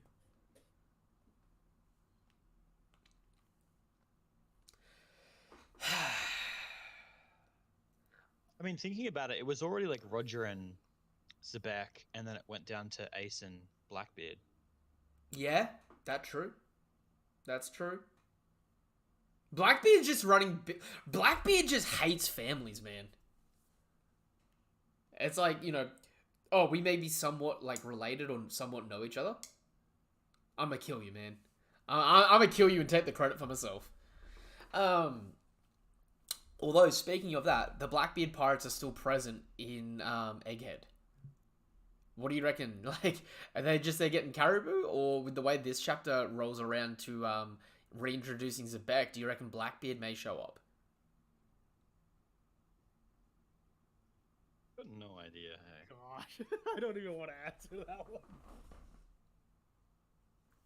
Because like Luffy's already had such a hard fight that like I could see him possibly even like getting up, going gear 5, fighting a Gorosei, kind of beating them, and then they dip. But I can't see him like getting up, fighting the Gorosei, and then Kizaru gets up, he fights Kizaru again, and then Blackbeard shows up, he fights Blackbeard, and he's just constantly spamming gear 5. Like, eventually something's gonna give. I could see if someone else shows up, they start running the Fade on Saturn while the Straw Hats bail.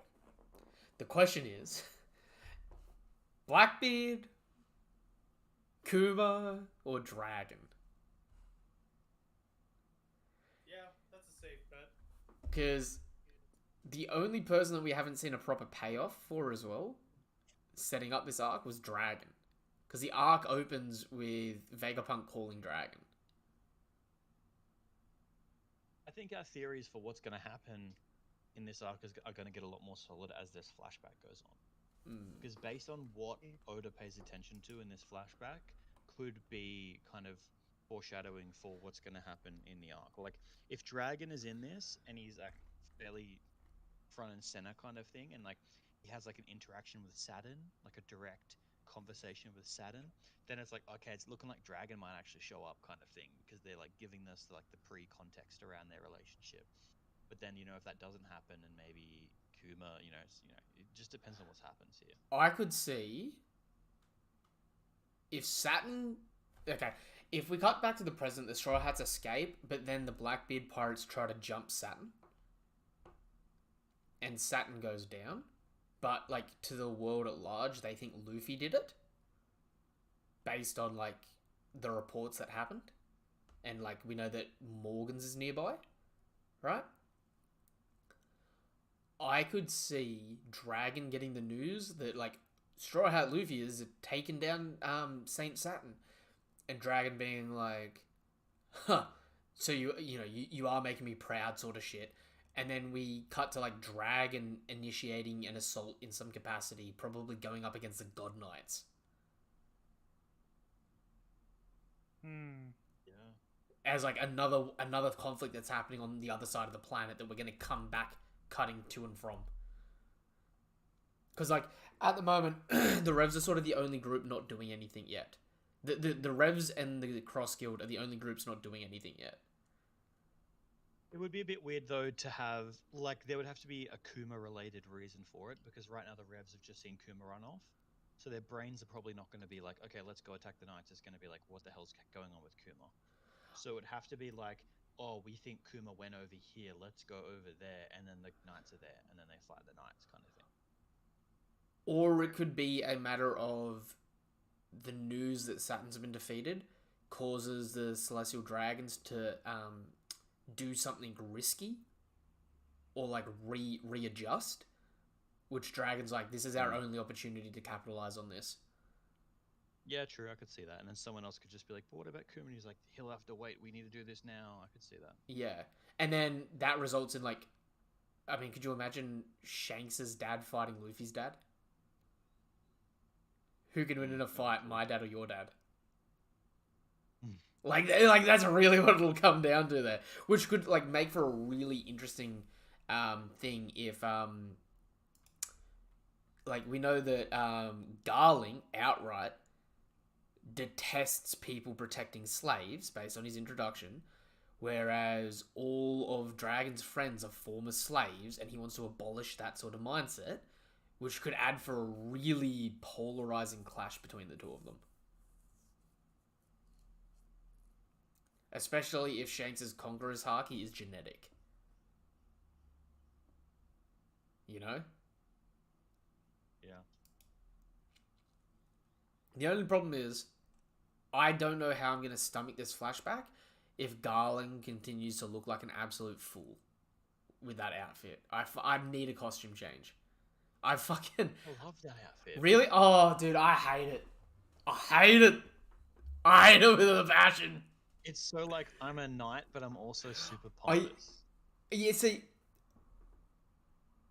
I just see too much pompous in it, honestly. It's too celestial dragony that I'm just like, his top piece of armor.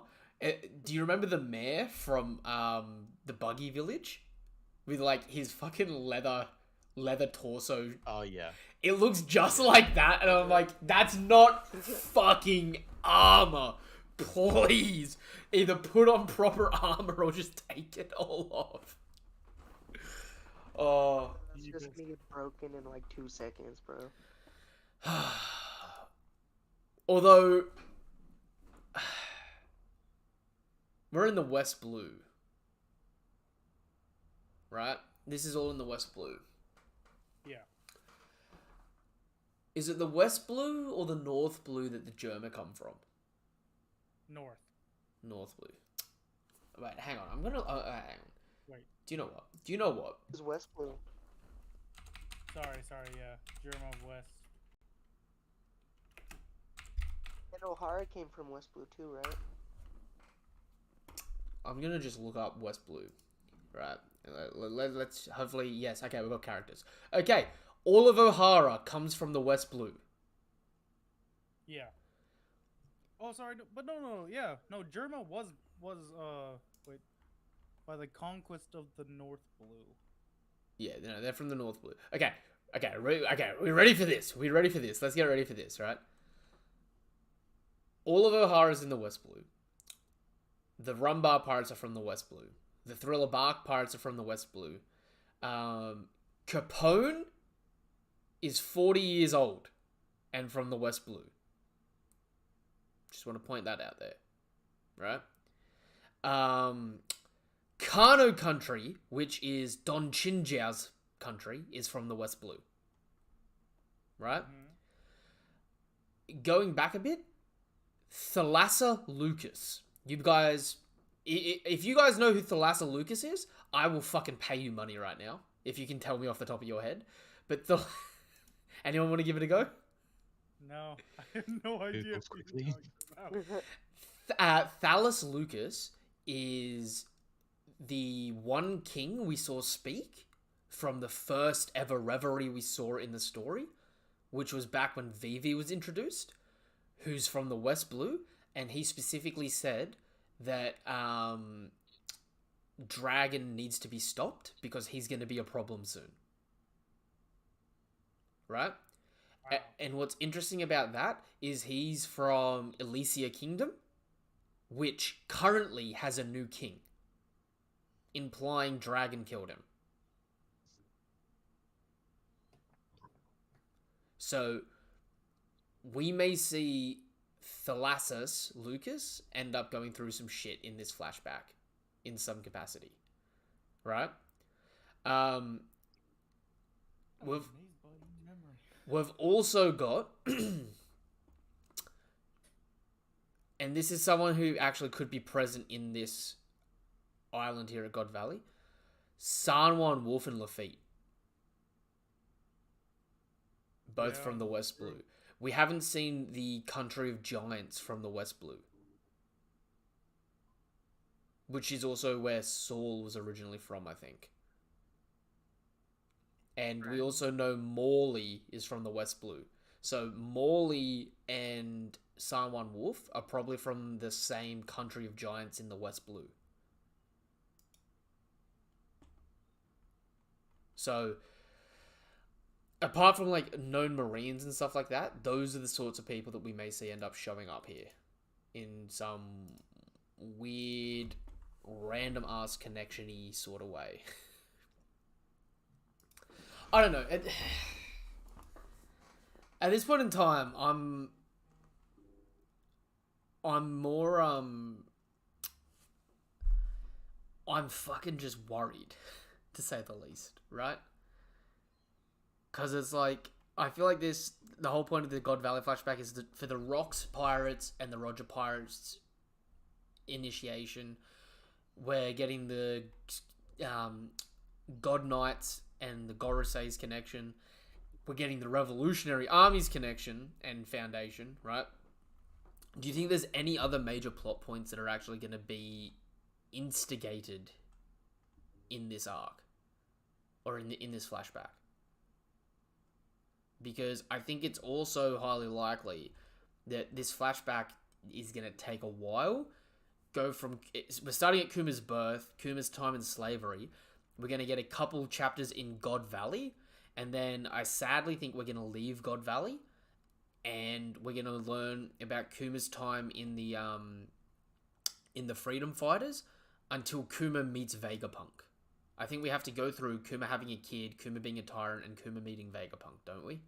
And Kuma probably meets Vegapunk at the same time Dragon does. Definitely.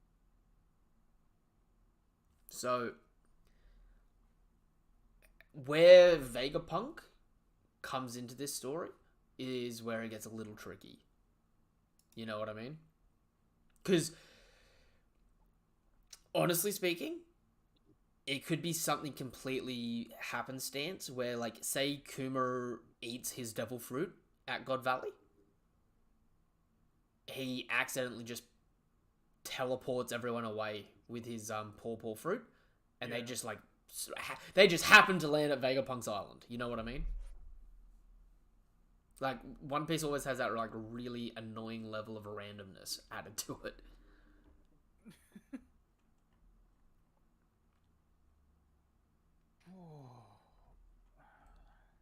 Alright.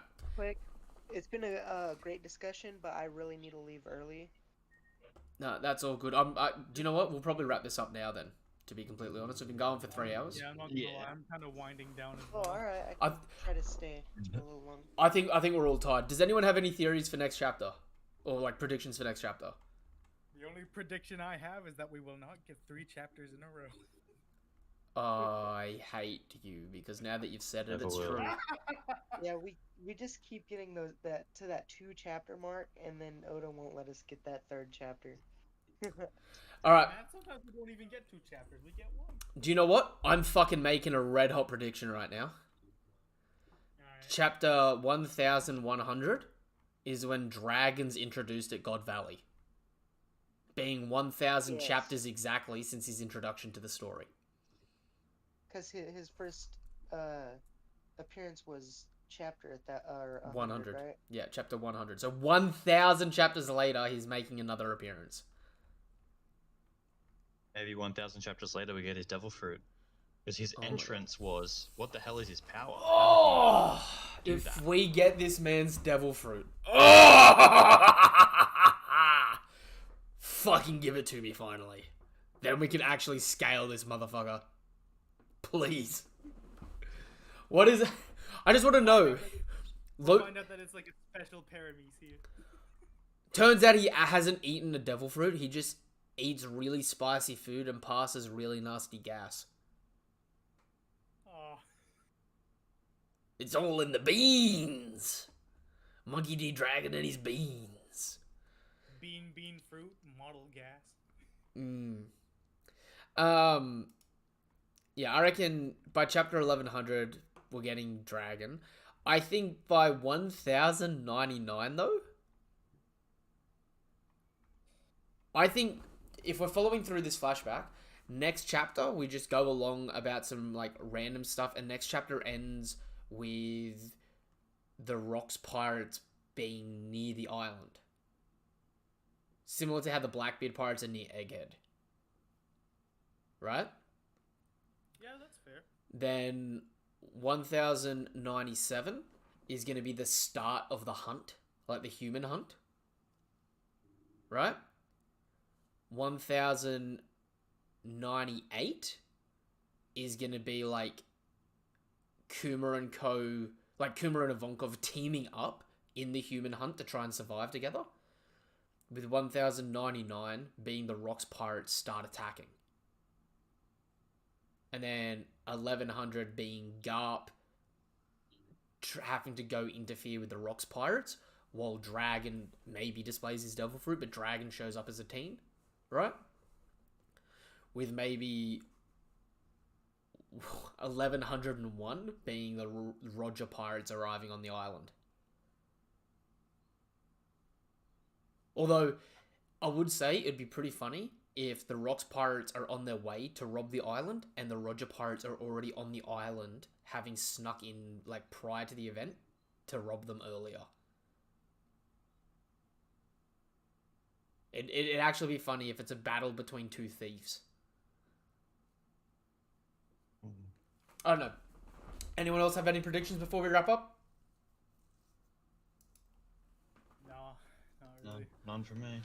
Alright, until the next chapter of One Piece. What does the ending say? Meeting an unexpected duo in this hellish existence.